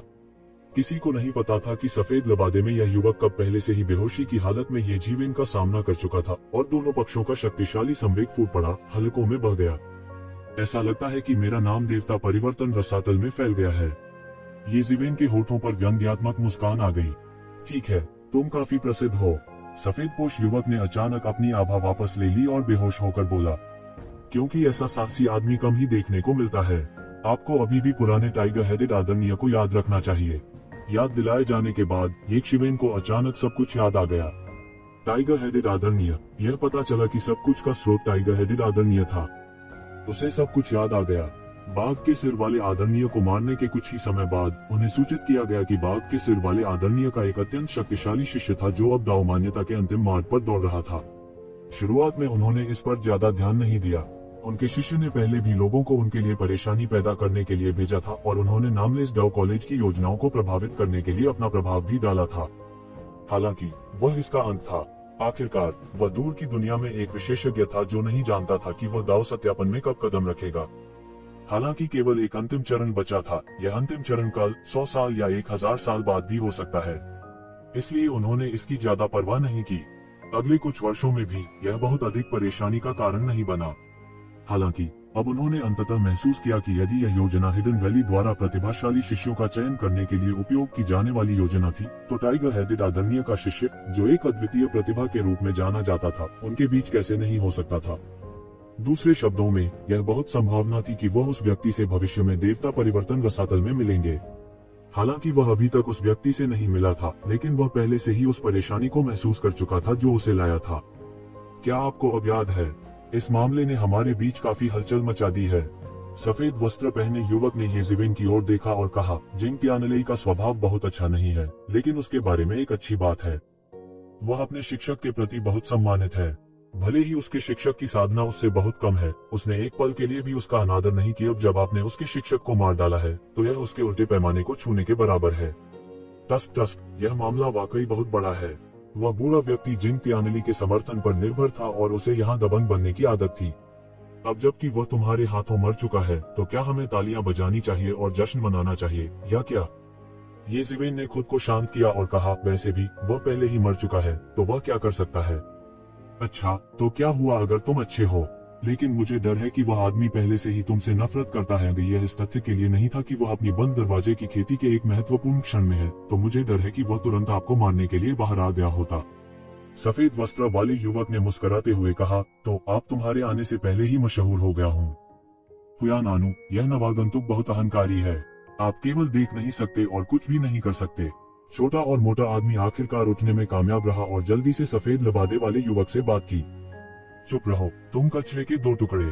तुम यहाँ दशकों से हो, ठीक है। तुम एक नवागंतुक को धमका भी नहीं सकते जिसने देवत्व रसातल में साधना भी नहीं की है। अगर यह शब्द निकल गया तो मुझे शर्म आएगी। तुम मेरे अधीनस्थ नहीं हो, नहीं तो मैं खुद को मूर्ख बनाने से बचाने के लिए तुम्हें बहुत पहले ही मार देता। सफेदपोश युवक का रंग अचानक बदल गया। उसके चेहरे पर अब सुखद भाव नहीं था और उसने सीधे उन्हें फटकार लगाई। जिन दो महापुरुषों को उन्होंने कुत्तों की तरह फटकार लगाई थी, उन्होंने खंडन का एक शब्द भी कहने की हिम्मत नहीं की। उन्होंने नाराजगी का एक निशान दिखाने की भी हिम्मत नहीं की। उन्हें डर था कि सामने वाला उन्हें देख लेगा और मौके पर ही उन्हें मार डालेगा। यदि उसने ऐसा किया भी तो बहुत अधिक दंड नहीं होगा क्योंकि वे समान स्तर पर नहीं थे। अभी तक यहाँ से नहीं निकल रहे हैं। मैं आज प्रभारी हूँ, फिर भी आप परेशानी पैदा करने की हिम्मत करते हैं। यह देखते हुए कि आपको पहले से ही एक दयनीय सबक सिखाया जा चुका है, मैं अब आपसे बहस नहीं करूंगा। अन्यथा क्या आपको अभी भी लगता है कि आप अपनी मार्शल आर्ट को बनाए रख सकते हैं?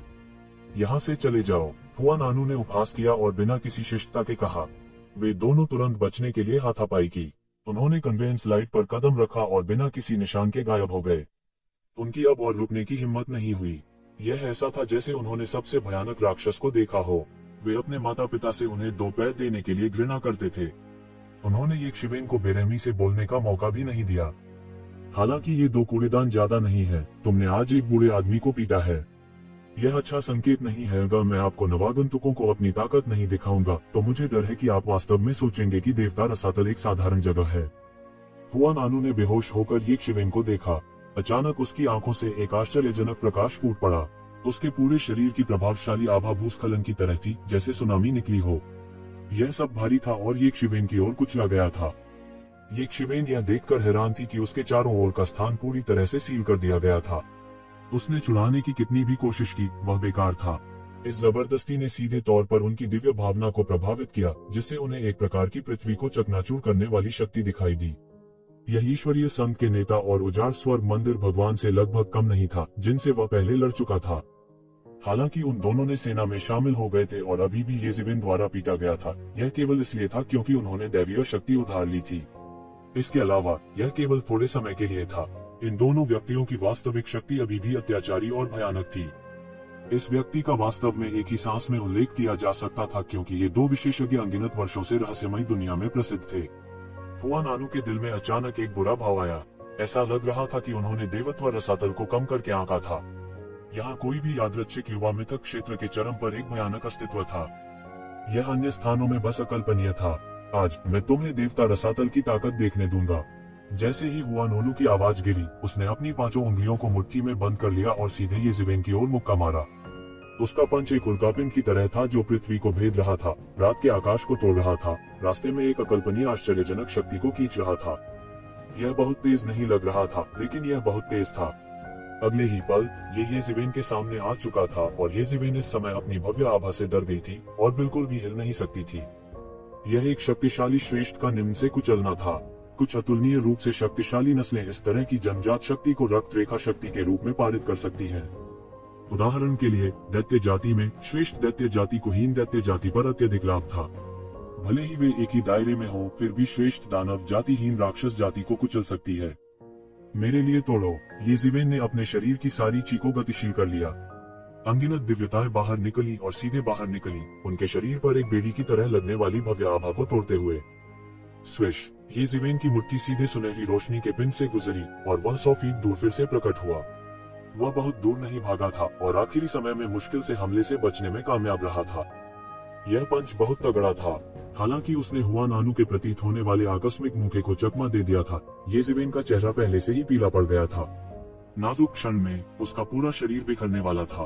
उसका पूरा शरीर पहले से ही पसीने में भीग चुका था। न केवल वह पसीने से लथपथ था, बल्कि दूर से देख रहे तलवारधारी युवक, सुनहरे बालों वाले बंदर और अभिमानी नीली आंखों वाले सुनहरे मेढक के चेहरे पर भी एक चौंकाने वाली अभिव्यक्ति थी। दूर से वह मुक्का अभी ज्यादा नहीं लग रहा था। ये हुआन आनू का एक आकस्मिक मुक्का था जिसे येज़ेबेन ने चकमा दे दिया था। लेकिन ये शिवेन की शक्ल देखकर ऐसा लग रहा था जैसे उसने अभी अभी एक बड़ी लड़ाई का अनुभव किया हो। जाहिर है यह उतना आसान नहीं था जितना उन्होंने सोचा था।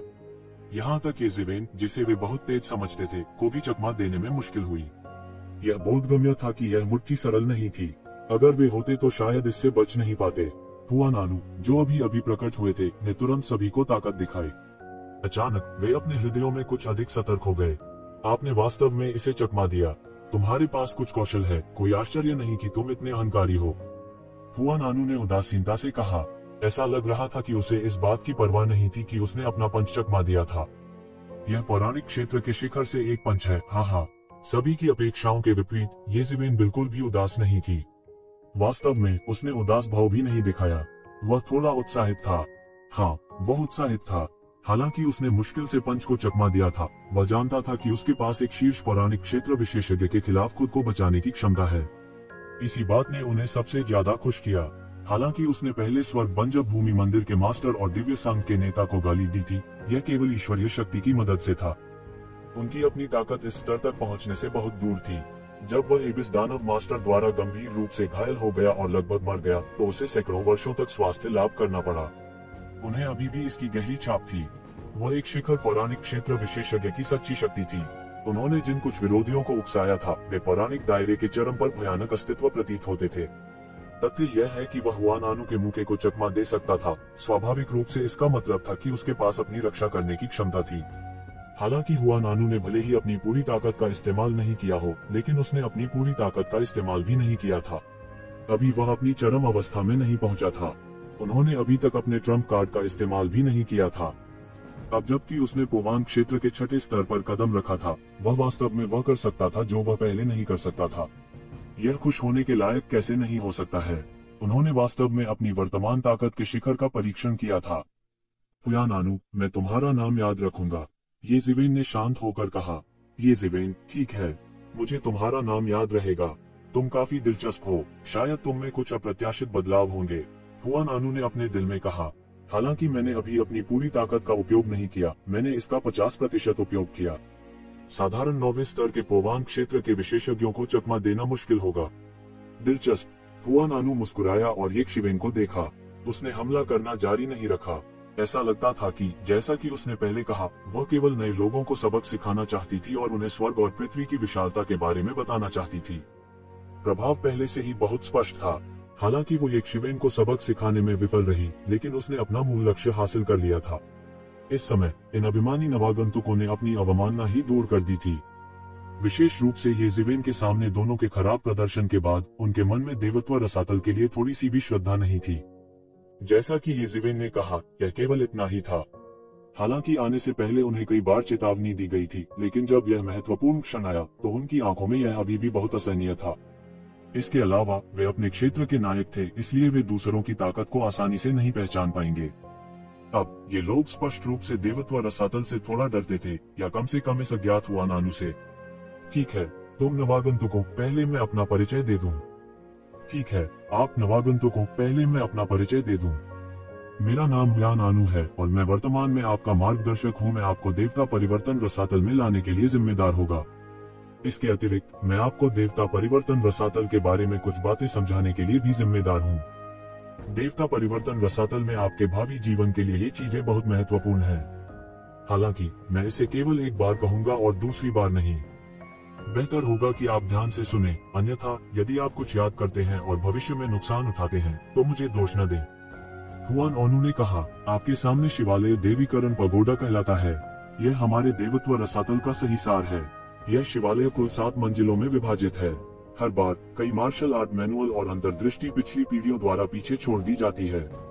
यहाँ तक कि शक्तिशाली वरिष्ठ भी हैं जिन्होंने महान दाव को आकर्षित किया और उसे यहाँ बांध दिया।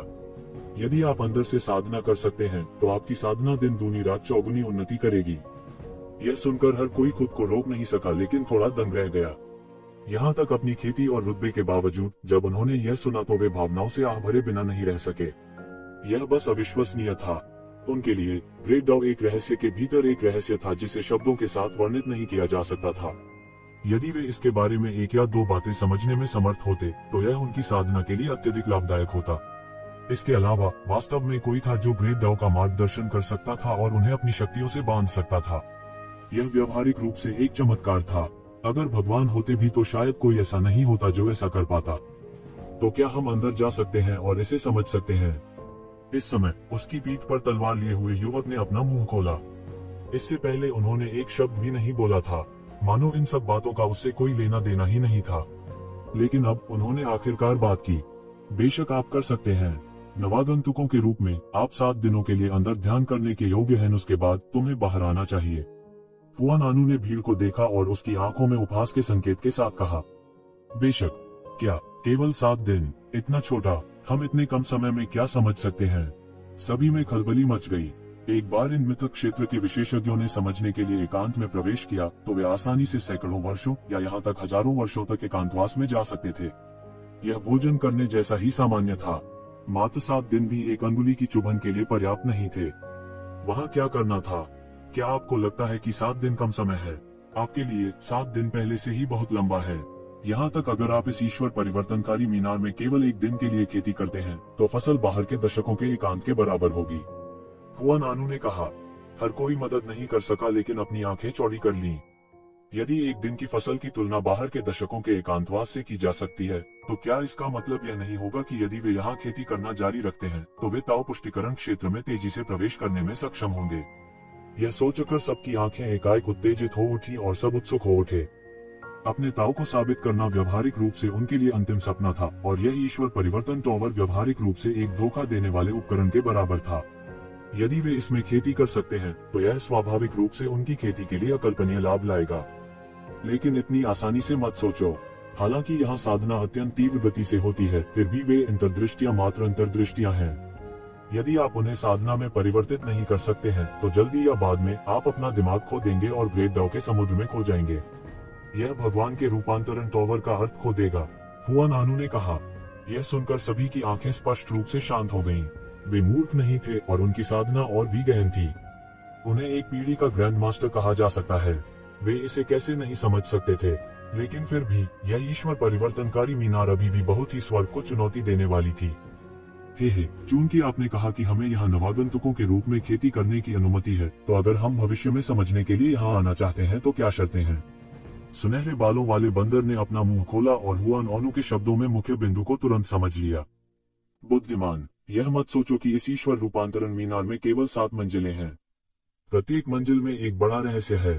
तुम नवागंतुकों को केवल ईश्वर रूपांतरण मीनार के सबसे निचले तल पर साधना करने की अनुमति है। हुआन आनू ने कहा, इन 7 दिनों के बाद यदि आप खेती करने के लिए प्रवेश करना चाहते हैं तो आपको इसके बदले अंकों का उपयोग करना होगा। केवल पर्याप्त अंकों के साथ ही आप प्रवेश करने के योग्य होंगे। एक बार जब आपके अंक समाप्त हो जाएंगे तो आपके पास जल्दी से बाहर आने के लिए। फिर हम अंक कैसे अर्जित करते हैं? ये ज़िवेन ने पूछा। यह बहुत आसान है। अंकों के बदले विभिन्न कार्यों को पूरा करें और शैन्यवान सहित विभिन्न सामग्रियों का उपयोग करें। हुआन आनू ने ये ज़िवेन पर नजर डाली और ऐसा लगा कि उसका एक छिपा हुआ अर्थ है। इसके अलावा आपके अंकों का मुख्य स्रोत लड़ाई से आता है। हाँ, मुझे लगता है कि यहाँ आपको चुनने के उद्देश्य के बारे में आपको कुछ समझ होनी चाहिए।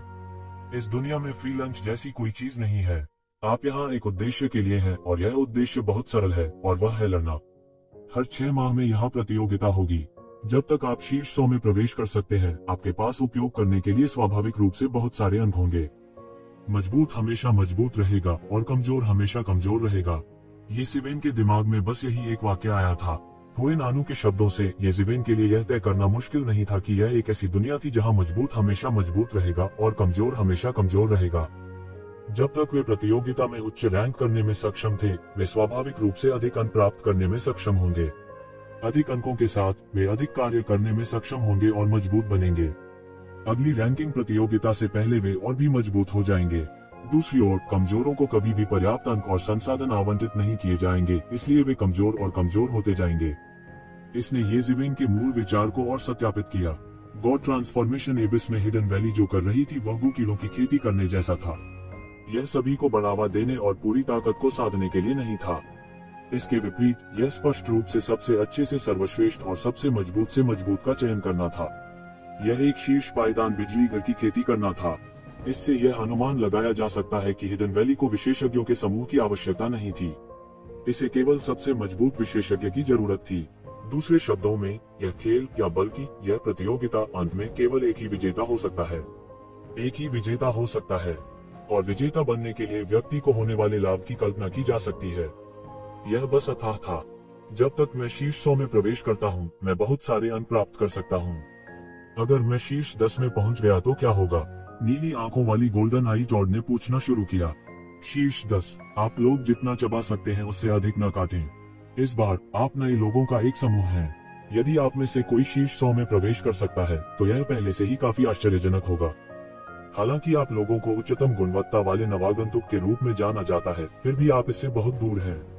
पुआन ओनू ने नीली आंखों वाले गोल्डन टॉड पर नजर डाली और कहा, आपको पता होना चाहिए कि जो कोई भी शीर्ष 100 में प्रवेश कर सकता है वह एक ऐसा अस्तित्व है जो पोवान दायरे के 9वें स्तर से टूट गया है। वे बाहरी दुनिया में पौराणिक क्षेत्र के चरम पर प्रसिद्ध हैं। अपनी वर्तमान ताकत के साथ अल्पावधि में शीर्ष 100 में प्रवेश करने के बारे में सोचे भी नहीं।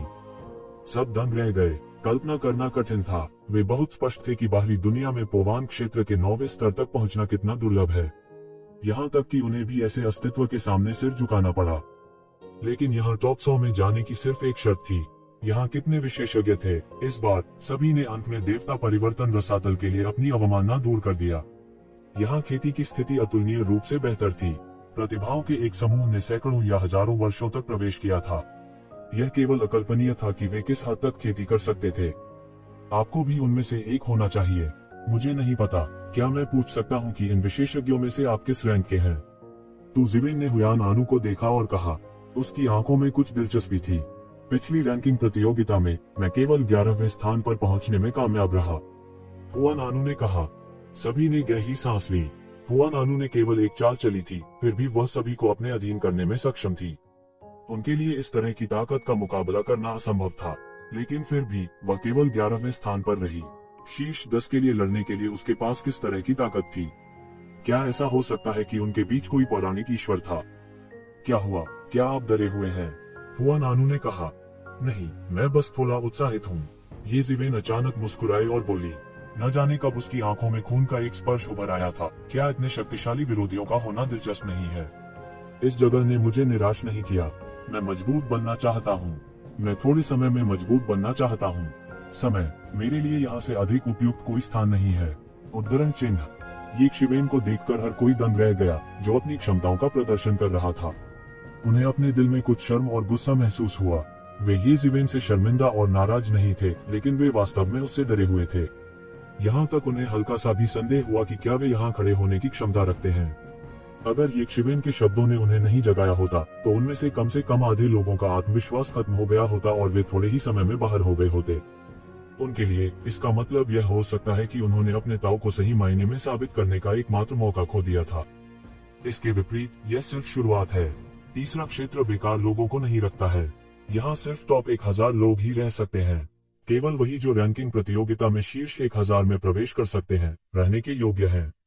आमतौर पर नवागंतुकों की उन्मूलन दर 90% जितनी अधिक होती है। इस बार आपके नवागंतुकों की गुणवत्ता बेहतर है, इसलिए जीवित रहने की दर अधिक हो सकती है, लेकिन उनमें से कम आधे का सफाया कर दिया जाएगा। हुआन आनू बुरी तरह से मुस्कुराए। ऐसा लगता है कि उन्होंने परवाह नहीं की। यह सुनकर सबका दिल पसीज गया। उन्मूलन दर 90% जितनी अधिक थी। वे कल्पना नहीं कर सकते थे कि इतनी भयानक उन्मूलन दर हासिल करने के लिए लड़ाई कितनी कठिन थी। ये लोग कचरा नहीं थे। इसके विपरीत, बिना किसी अपवाद के, वे सभी पोवान क्षेत्र के सर्वश्रेष्ठ थे। वे मिथकों की शीर्ष हस्तियां थीं, लेकिन उन्हें रद्दी की तरह मिटा दिया गया। कोई सोच सकता है कि यह कितना भयानक था। सभी ने अपने दिल में खुद को प्रोत्साहित किया। उन्हें शीर्ष 1000 में रहना चाहिए, अन्यथा उनके आते ही उन्हें समाप्त कर दिया जाएगा। भविष्य में दूसरों को देखने के लिए उनका चेहरा कैसा होगा? तो आपको अपने दिल में डर और शर्म के साथ कड़ी मेहनत करनी चाहिए। अच्छी तरह से अभ्यास करें और कुत्ते की तरह थोड़ा थोड़ा ऊपर चढ़ें। देर सवेर आप ऊपर चढ़ने में सक्षम होंगे। हुआन आनू ने उपहास किया और कहा। सभी के चेहरे गुस्से से लाल थे, लेकिन किसी ने कुछ करने की हिम्मत नहीं की। यह हुआन आनू साधारण नहीं था। हमें नीचे मत देखो, हम दुनिया को एक शानदार उपलब्धि से विस्मित कर देंगे। चुप्पी और तनाव के बीच ये जिवेन ने धीरे से कहा। हा हा हा हा हा, अच्छा अच्छा अच्छा कहा। हुआन आनू ने हंसते हुए कहा, आपके पास ऐसी मानसिकता होनी चाहिए। आपको क्या लगता है कि हम यहाँ किस तरह के लोगों का चयन कर रहे हैं? क्या यह कचरा था? नहीं, हम अभिजात वर्ग के अभिजात वर्ग, जीनियस के जीनियस का चयन कर रहे हैं। जो इस द्वार में प्रवेश कर सकते हैं वे औसत दर्जे के नहीं हैं, लेकिन यह बेकार है। जो रह सकते हैं उनका भविष्य होगा। उद्धरण चिन्ह। ठीक है, अगला मैं तुम्हें ट्रांसफॉर्मिंग गॉड टॉवर में लाऊंगा। यह तुम्हारा लाभ है। ट्रांसफॉर्मिंग गॉड रसातल में आने के बाद से आपको यह पहला लाभ मिला है, और कुछ लोगों के लिए यह आखिरी हो सकता है। आपको इसकी कद्र करनी चाहिए, हुआन आनू ने कहा, और फिर सीधे सभी को ट्रांसफॉर्मिंग गॉड टॉवर में ले गया। वह डिवाइन ट्रांसफॉर्मेशन टॉवर के सामने आया, फिर एक हाथ की सील को पिन किया, और डिवाइन ट्रांसफॉर्मेशन टॉवर ने धीरे धीरे मौके पर 100 मीटर लंबा दरवाजा खोल दिया। अचानक ग्रेट डाउ की एक असीम आभा निकल गई, और हर कोई स्पष्ट रूप से महसूस कर सकता था कि आसपास के ग्रेट डाउ अचानक पहुंच के भीतर हो गए थे। यह बाहर के दृश्य से हीन नहीं था, जहां कानून लगभग प्रकट हो चुके थे। लगभग हर सांस के साथ वह महान डाउ को अपने शरीर में समाहित कर सकता था, बेहोशी से एक चौंकाने वाला परिवर्तन बना सकता था। सभी के चेहरे पर कुछ कुछ भयावह रूप झलक रहा था। यह ट्रांसफॉर्मिंग गॉड टॉवर बहुत शक्तिशाली था। बाहरी दुनिया में ऐसी जगह बस अकल्पनीय थी। वे पूरे रास्ते अंदर चले गए। यह एक अत्यंत विशाल हॉल था जो हजारों वर्ग मीटर बड़ा था। यह बहुत विशाल था और सभी के कदमों की आवाज पूरे हॉल में गूंजती थी। सबके सामने एक अनजानी दूरी की ओर जाने वाले 100 दरवाजे थे। दूर से देखने पर ऐसा लगता था कि ये दरवाजे प्राचीन काल से नीचे से गुजरे हुए हैं। वे अकल्पनीय पैटर्न और ग्रेट डाउ की रेखाओं से उकेरे गए थे। उन्हें दूर से देखने मात्र से ही किसी के हृदय में एक प्रकार का ज्ञान प्रवाहित होने का अनुभव हो सकता था। सभी ने अपनी सांस रोक रखी थी और हुआन आनू को देखा। हुआन आनू ने सभी की उम्मीदों को निराश नहीं किया और कहा, क्या आप इन 100 दरवाजों को देखते हैं? ये 100 दरवाजे 100 अतुलनीय शक्तिशाली विरासत का प्रतिनिधित्व करते हैं। प्रत्येक विरासत बहुत ही अद्भुत है। यहाँ तक धरती को हिला देने वाली मार्शल आर्ट्स के साथ साथ पूर्ववर्तियों द्वारा पीछे छोड़े गए अनुभव और अंतर्दृष्टि भी हैं। अलग अलग दरवाजे अलग अलग भाग्यशाली मुठभेड़ों का प्रतिनिधित्व करते हैं। आप सभी दरवाजों में से किसी एक को चुन सकते हैं और पूरे 7 दिनों तक ध्यान कर सकते हैं। यह लाभ केवल नए लोगों के लिए उपलब्ध है। अगर मैं अंदर जाना चाहता हूं, तो मुझे समय के बदले अंकों का उपयोग करना होगा। यह आप सभी के जितना अच्छा होने से बहुत दूर है। 100 प्रकार की विरासत। सबका हृदय एकाएक उद्वेलित हो उठा। ओवान विशेषज्ञों के रूप में उनके लिए 1 या 2 देवता स्तर की मार्शल आर्ट विरासत होना अजीब नहीं था। हालांकि इसका मतलब यह नहीं था कि वे 1 या 2 विरासत प्राप्त करने के अवसर की परवाह नहीं करेंगे। उल्लेख नहीं करने के लिए यह एक देवता द्वारा छोड़ी गई विरासत हो सकती है। हुआन आनू ने पूछना शुरू किया, हालांकि आपको इसके बारे में सावधानी से सोचना होगा। प्रत्येक गेट के पीछे विरासत है और साथ ही यह एक गुट का भी प्रतिनिधित्व करता है। इन 100 द्वारों में से प्रत्येक के पीछे एक देवता द्वारा छोड़ा गया कुछ है और उन्हें मोटे तौर पर 7 शाखाओं में विभाजित किया जा सकता है। एक बार प्रवेश करने के बाद आप जीवन भर अपने गुट के साथ विश्वासघात नहीं कर पाएंगे। हर कोई समझ गया कि यह पक्ष चुनने का समय था। हिडन वैली में भी यह बहुत स्पष्ट था कि कई गुट थे। उनमें से सभी एक जैसे नहीं थे। एक बार जब आप एक शाखा चुन लेते हैं, तो आपको अन्य शाखाओं की मार्शल आर्ट सीखने का अवसर नहीं मिलेगा। इसके अलावा उन्होंने इसे सीधे तौर पर नहीं कहा। इसके बजाय चुनने के बाद उन्होंने स्वाभाविक रूप से सूची में एक शाखा जोड़ दी, जिससे थोड़ी सी यादृच्छिकता जुड़ गई। शायद यह प्रमुख शाखाओं के बीच की मौन समझ थी। सभी के पास जानने का कोई तरीका नहीं था। आप चुनने के लिए स्वतंत्र हैं। एक बार जब आप चुन लेते हैं, तो आप हार नहीं मान सकते। हुआन आनू ने कहा, पहले इसे स्वयं देखें। मैं आपको इसके बारे में सोचने के लिए 1 घंटा दूंगा। अगले 7 दिन आत्मज्ञान में व्यतीत होंगे। यह आपके लिए अपना जीवन बदलने का सबसे बड़ा अवसर होगा। इतना कहने के बाद हुआन आनू अब और नहीं बोला। उसने अपनी बाहों को बांधे हुए सभी को बस ठंडेपन से देखा। ऐसा लग रहा था कि वह उनकी पसंद में दखल नहीं देना चाहती थी। हर कोई तुरंत आगे बढ़ा और 100 दरवाजों को देखने गया। हर दरवाजे पर उकेरी गई महापथ की छाप बिल्कुल अलग थी। इसने एक अलग जोर और दिशा का भी प्रतिनिधित्व किया। ये जिवेन भी आगे बढ़ी और हर दरवाजे को देखा। प्रत्येक दरवाजे पर वह कमोबेश देख सकता था कि अंदर क्या है। प्रत्येक द्वार बड़ा रहस्यमय था। यह ज्ञात नहीं था कि वे कितने दसियों हजार वर्षों से अस्तित्व में थे। हर जगह उलटफेर और उलटफेर की भावना थी। हालांकि प्रत्येक दरवाजे पर उकेरा गया महान पथ पूरी तरह से अलग था। उन सभी को देखने के बाद उन्हें लगा कि उनके क्षितिज का विस्तार हो गया है। इन 100 दरवाजों पर लगभग सभी महान पथ खुदे हुए थे। यह ऐसा था जैसे सब कुछ अंदर पाया जा सकता है। यह बहुत ही दुर्लभ और सर्वव्यापी था। कुछ जादुई मार्शल आर्ट की तरह थे और कुछ महान पथ के अनुभव और धारणा की तरह थे। जैसा कि हुआन ओनू ने कहा, हालांकि कुल 100 दरवाजे थे, सामान्य तौर पर वह महसूस कर सकता था कि इन 100 प्रकार की विरासतों में 7 श्रेणियों में विभाजित 7 प्रकार की विरासतें थीं। प्रत्येक श्रेणी की अपनी विशेषता थी। वे सभी अलग थे और सामान्यीकृत नहीं किए जा सकते थे। उसने अपनी आंखें सिकोड़ ली और सीधे नहीं चुना। इसके बजाय वह पालथी मारकर बैठ गया, अपनी आंखें बंद कर ली और समझने लगा। अचानक उसने महसूस किया कि सैकड़ों महान पथ अचानक आकाश को ढक लेते हैं और पृथ्वी को ढक लेते हैं। उनमें से प्रत्येक के पास बड़ी शक्ति थी। उन्होंने सीधे अपने स्वयं के महान पथ को जारी किया और इन सैकड़ों महान पथों से प्रतिध्वनित होने लगे। वह एक पूर्ण चुनाव नहीं कर सकता था, इसलिए उसने बस उस महान पथ को चुना जो उसके साथ सबसे अधिक प्रतिध्वनित हुआ। ये ज़िवेन को ऐसा करते देखने के बाद हुआन ओनू की आंखें अचानक चमक उठी। वह काफी हैरान थी। ये ज़िवेन लगभग स्व सिखाई गई थी और समझ गई थी कि यह कैसे करना है।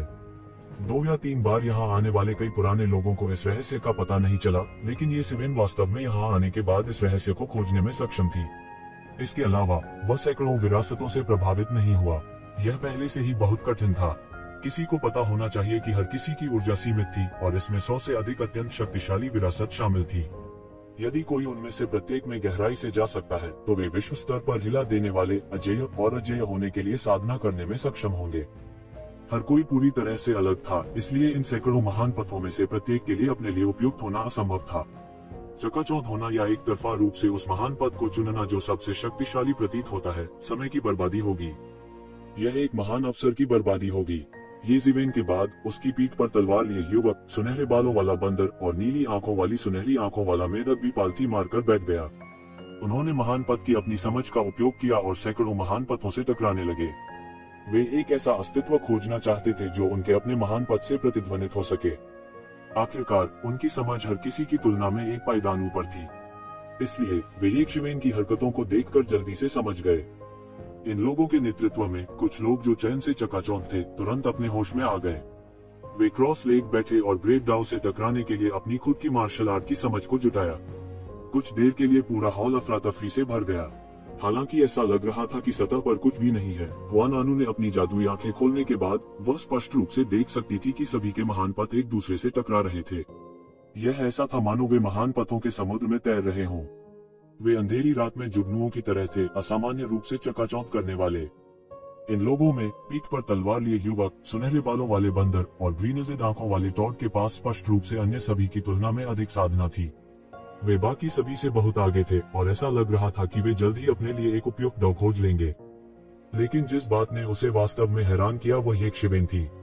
वह बुद्ध की तरह पालथी मारकर निश्चल बैठा था। ज़िवेन की खेती केवल पोवांग क्षेत्र के 6ठे स्तर पर थी, लेकिन ग्रेट वे की उनकी समझ वास्तव में तलवारबाज और अन्य 2 की तुलना में एक पायदान अधिक थी, जो पोवांग क्षेत्र के 8वें स्तर पर थे। इसके अलावा वह उनसे बहुत आगे था। इस खोज ने उनकी आंखें खोल दी। वह ताकत जो एक व्यक्ति स्वाभाविक रूप से प्रदर्शित कर सकता है, उसका मार्शल आर्ट के क्षेत्र से बहुत कुछ लेना देना है। अधिकांश लोग अपनी शक्ति के स्तर को केवल थोड़ा ही बढ़ा सकते थे। कुछ लोगों की शक्ति में वृद्धि पहले ही मार्शल आर्ट क्षेत्र की सीमा तक पहुंच चुकी थी, इसलिए उनकी साधना रुक गई। क्षेत्र एक पानी की टंकी की तरह था और ताकत पानी थी। पानी की टंकी के आकार से यह निर्धारित होता था कि कितना पानी संग्रहित किया जा सकता है।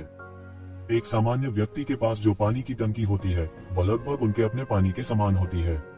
उदाहरण के लिए तलवारधारी युवकों और अन्य लोगों को लें। हालांकि उनकी ताकत उत्कृष्ट थी, लेकिन यह उनके अपने मार्शल आर्ट क्षेत्र की तुलना में कुछ भी नहीं थी। इसलिए उसकी दृष्टि में यद्यपि वह उनके बारे में बहुत सोचता था, यह कुछ भी नहीं था। हालांकि ये ज़िवेन पूरी तरह से अलग थी।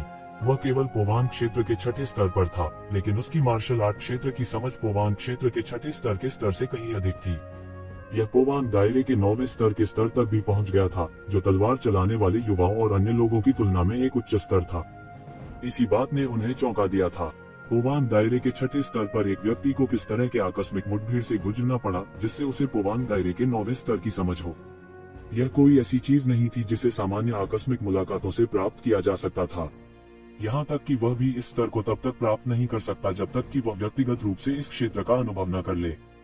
हालांकि वह नहीं जानता था कि येज़ेवेन ने कई बार पौराणिक दायरे के चरम पर एक विशेषज्ञ की ताकत को भड़काने के लिए विभिन्न तरीकों का इस्तेमाल किया था।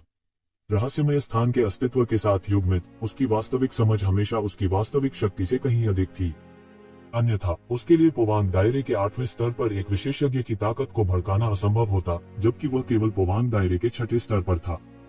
पोवांग क्षेत्र के 7वें और 8वें आसमान पर 2 विशेषज्ञों की आसानी से देखभाल करना, उन्हें वापस लड़ने में असमर्थ छोड़ना, यह अपने आप में ऐसा कुछ नहीं था जो एक सामान्य व्यक्ति कर सकता था। एक सामान्य व्यक्ति के लिए उच्च गुणवत्ता वाले छद्म दिव्य हथियार की मदद से पौराणिक क्षेत्र की चोटी के साथ संघर्ष करना पहले से ही आश्चर्यजनक था। यह येज़ेवेन की तरह कैसे हो सकता है, जिसने इस अवधि के दौरान लगातार पौराणिक क्षेत्र के चरम पर विशेषज्ञों को मार डाला था। यहाँ तक दिव्य संघ के नेता स्वर्ग बंजर भूमि मंदिर मास्टर, जो पौराणिक दायरे के शिखर पर थे और अजेय के बीच एक अजेय विशेषज्ञ थे। यह इस बात का सबूत था कि उनका मार्शल आर्ट का दायरा आम लोगों की कल्पना से कहीं परे था। आमतौर पर उन्होंने इसे नहीं दिखाया, लेकिन इस समय यह निस्संदेह प्रकट हुआ। यह दिलचस्प है, मार्शल आर्ट में इतनी गहरी नींव के साथ उसकी साधना गति धीमी नहीं होगी। शायद हम उसे जल्द ही सक्रिय होते देखेंगे। हुआ नानू ने अपनी आंखें सिकोड़ ली और मुस्कुरा दी। उसके मुंह का कोना एक असहनीय मुस्कान में उठा। इस समय हर कोई सफेद गर्म अवस्था में प्रवेश कर चुका था। उनके संबंधित महान पथ टकरा रहे थे। यह ऐसा था मानो वे महान पथों के एक महासागर में प्रवेश कर गए हों, उस विरासत की खोज कर रहे हों जो उनके साथ सबसे अधिक प्रतिध्वनित हो। इस अवसर का लाभ उठाते हुए हर कोई महसूस कर सकता था कि उसकी खेती तेजी से बढ़ रही है। उनमें यह कल्पना करने का साहस नहीं था कि यदि वे एकांत साधना में प्रवेश करते हैं तो यह कैसा होगा। येज़ेवेन ने अपनी आंखें बंद कर ली और ध्यान किया। वह एक एक करके ग्रेट डाउ से टकराया, इसे अपने दिल से महसूस किया। जैसा कह रहा है, यह सबसे अच्छा नहीं है जो आपको सबसे ज्यादा उपयुक्त बनाता है। इसके विपरीत, यह सबसे अच्छा है जो आपको सबसे ज्यादा सूट करता है। हालांकि इस बात का कोई निष्कर्ष नहीं था कि उसके लिए सबसे उपयुक्त क्या था। उन्हें न्याय करने के लिए अपने दिल का इस्तेमाल करने की जरूरत थी, और ग्रेट डाउ की टक्कर के कारण होने वाली प्रतिध्वनि से ज्यादा प्रत्यक्ष कुछ भी नहीं था। यह पाया, कई टक्करों के बाद आखिरकार उन्हें मार्शल आर्ट विरासत में मिली जो उनके लिए सबसे उपयुक्त थी। इतने कम समय में यह उनके लिए आंखें खोलने वाला था। ये सैकड़ों विरासतें बस सर्वसमावेशी थीं। यह एक यादृच्छिक मार्शल आर्ट तकनीक की तरह सरल होने से बहुत दूर था। इसमें पूरी विरासत शामिल थी। जैसा कि हुआ नानू ने कहा, कोई भी महान दाव लोगों को अधिक विचार किए बिना सीधे दाव में साधना करने की अनुमति दे सकता है। यह असाधारण था। यदि उनमें से कोई भी फैल गया तो इससे अनगिनत विशेषज्ञ इस पर लड़ेंगे। एक को देखना दुर्लभ था। एक बार जिस मार्शल आर्ट की वह तलाश कर रहा था, वह निर्धारित हो जाने के बाद उस मार्शल आर्ट की विरासत तुरंत अतुलनीय रूप से बड़ी हो जाएगी और अन्य मार्शल आर्ट जल्दी से पीछे हट जाएंगे। यह कृपाण दाव की विरासत थी, टूटी हुई दुनिया कृपाण। यह एक शक्तिशाली कृपाण तकनीक, अत्याचारी और अद्वितीय की विरासत थी। वंशानुक्रम की जानकारी से यह मानव जाति का सर्वोच्च प्राणी नहीं था, बल्कि एक ब्लेड तकनीक एक विदेशी जाति के देवता द्वारा पारित की गई थी। जब इस ब्लेड तकनीक को अत्यधिक विकसित किया गया था, तो एक ही स्लैश एक दुनिया को चकनाचूर करने में सक्षम होगा। उसका पराक्रम अत्यंत भयानक था। यह कृपाण तकनीक उनके शरीर में कृपाण दाव के साथ बेहोश होकर प्रतिध्वनित होती थी, जो उनके आदेश पर फटने के कगार पर थी। उन्होंने मुट्ठी दाव अवतार और तलवार दाव अवतार की निंदा की थी। उनका अगला कदम तीसरे अवतार कृपाण दाव अवतार को संक्षिप्त करना था। बात बस इतनी थी कि अब तक उनके पास रहने के लिए उपयुक्त शरीर नहीं था। अब टूटी हुई दुनिया से बढ़ की उपस्थिति ने इस खामी को पूरी तरह से भर दिया। कृपाण दाव अवतार को संघनित करना बस कोने के आसपास था। एक बार जब उन्होंने कृपाण दाव अवतार की निंदा की, तो उनकी ताकत सबसे अधिक एक कदम आगे बढ़ जाएगी और एक अद्वितीय स्तर तक अत्याचारी बन जाएगी। हालांकि ब्रोकन वर्ल्ड सेबर इन सैकड़ों विरासतों में सबसे अधिक अत्याचारी नहीं था, लेकिन वह महसूस कर सकता था कि कई और अत्याचारी विरासतें थीं जो कई महान दाव से बहुत बेहतर थीं। हालांकि उन्होंने उनमें से किसी को नहीं चुना। उसके लिए सबसे उपयुक्त सबसे अच्छा था। विरासत के संदर्भ में येमो के मार्गदर्शन के साथ यह दानव राजा की विरासत होने के लगभग बराबर था। वह बुरा नहीं था, अब उसे उस रास्ते पर चलना था जो उसका अपना था। हालांकि वह अपनी आंखें खोलने और इस अवस्था से बाहर निकलने की जल्दी में नहीं था। यह एक दुर्लभ अवसर था। चुनने के बाद एक ही समय में सैकड़ों ग्रेट दाव से टकराने का अवसर नहीं होगा। इसके अलावा ये ग्रेट दाव असाधारण थे। उनमें से प्रत्येक एक महान दाव था जिसे केवल देवता ही समझ सकते थे। यह आम लोगों की कल्पना से बहुत परे था। जब चुनने का समय समाप्त हुआ, तो सभी एक के बाद एक आत्मज्ञान की अवस्था से बाहर निकल गए। उनके चेहरे खुशी से भरे हुए थे। जाहिर है, इस बार लाभ उनकी शुरुआती उम्मीदों से कहीं ज्यादा थे। यह तो बस शुरुआत थी। यदि वे खेती करने के लिए 7 दिनों तक प्रतीक्षा करते तो निश्चित रूप से एक और पुनर्जन्म होता। हुआ नानू ने इन लोगों को देखा और कहा, तुम लोगों के बारे में कहा जाता है कि वे बेहतर योग्यता रखते हैं। बुरा नहीं है, तुम उन मूर्ख लोगों से बहुत बेहतर हो। जब हर कोई अभी भी सोच रहा था कि वह किस बारे में बात कर रहा है, तो उसने कहा, चूंकि आपने पहले ही अपनी पसंद बना ली है, तो जल्दी करो और इसे समझो। 7 दिनों का होना दुर्लभ है और फिर यह आधा साल बाद होगा। मुझे आशा है कि आप में से कुछ को हटा दिया जाएगा। फिर मिलते हैं। हालांकि उन्होंने सीधे एक मुहर लगा दी। सभी को अचानक ऊपर से एक सक्शन फोर्स का आभास हुआ। फिर उन्हें ग्रेट डाउ के दरवाजे में खींच लिया गया जिसे उन्होंने चुना था। इस बार नवागंतुक थोड़े दिलचस्प हैं। हालांकि यह कहना मुश्किल है कि कितने बचे रहेंगे।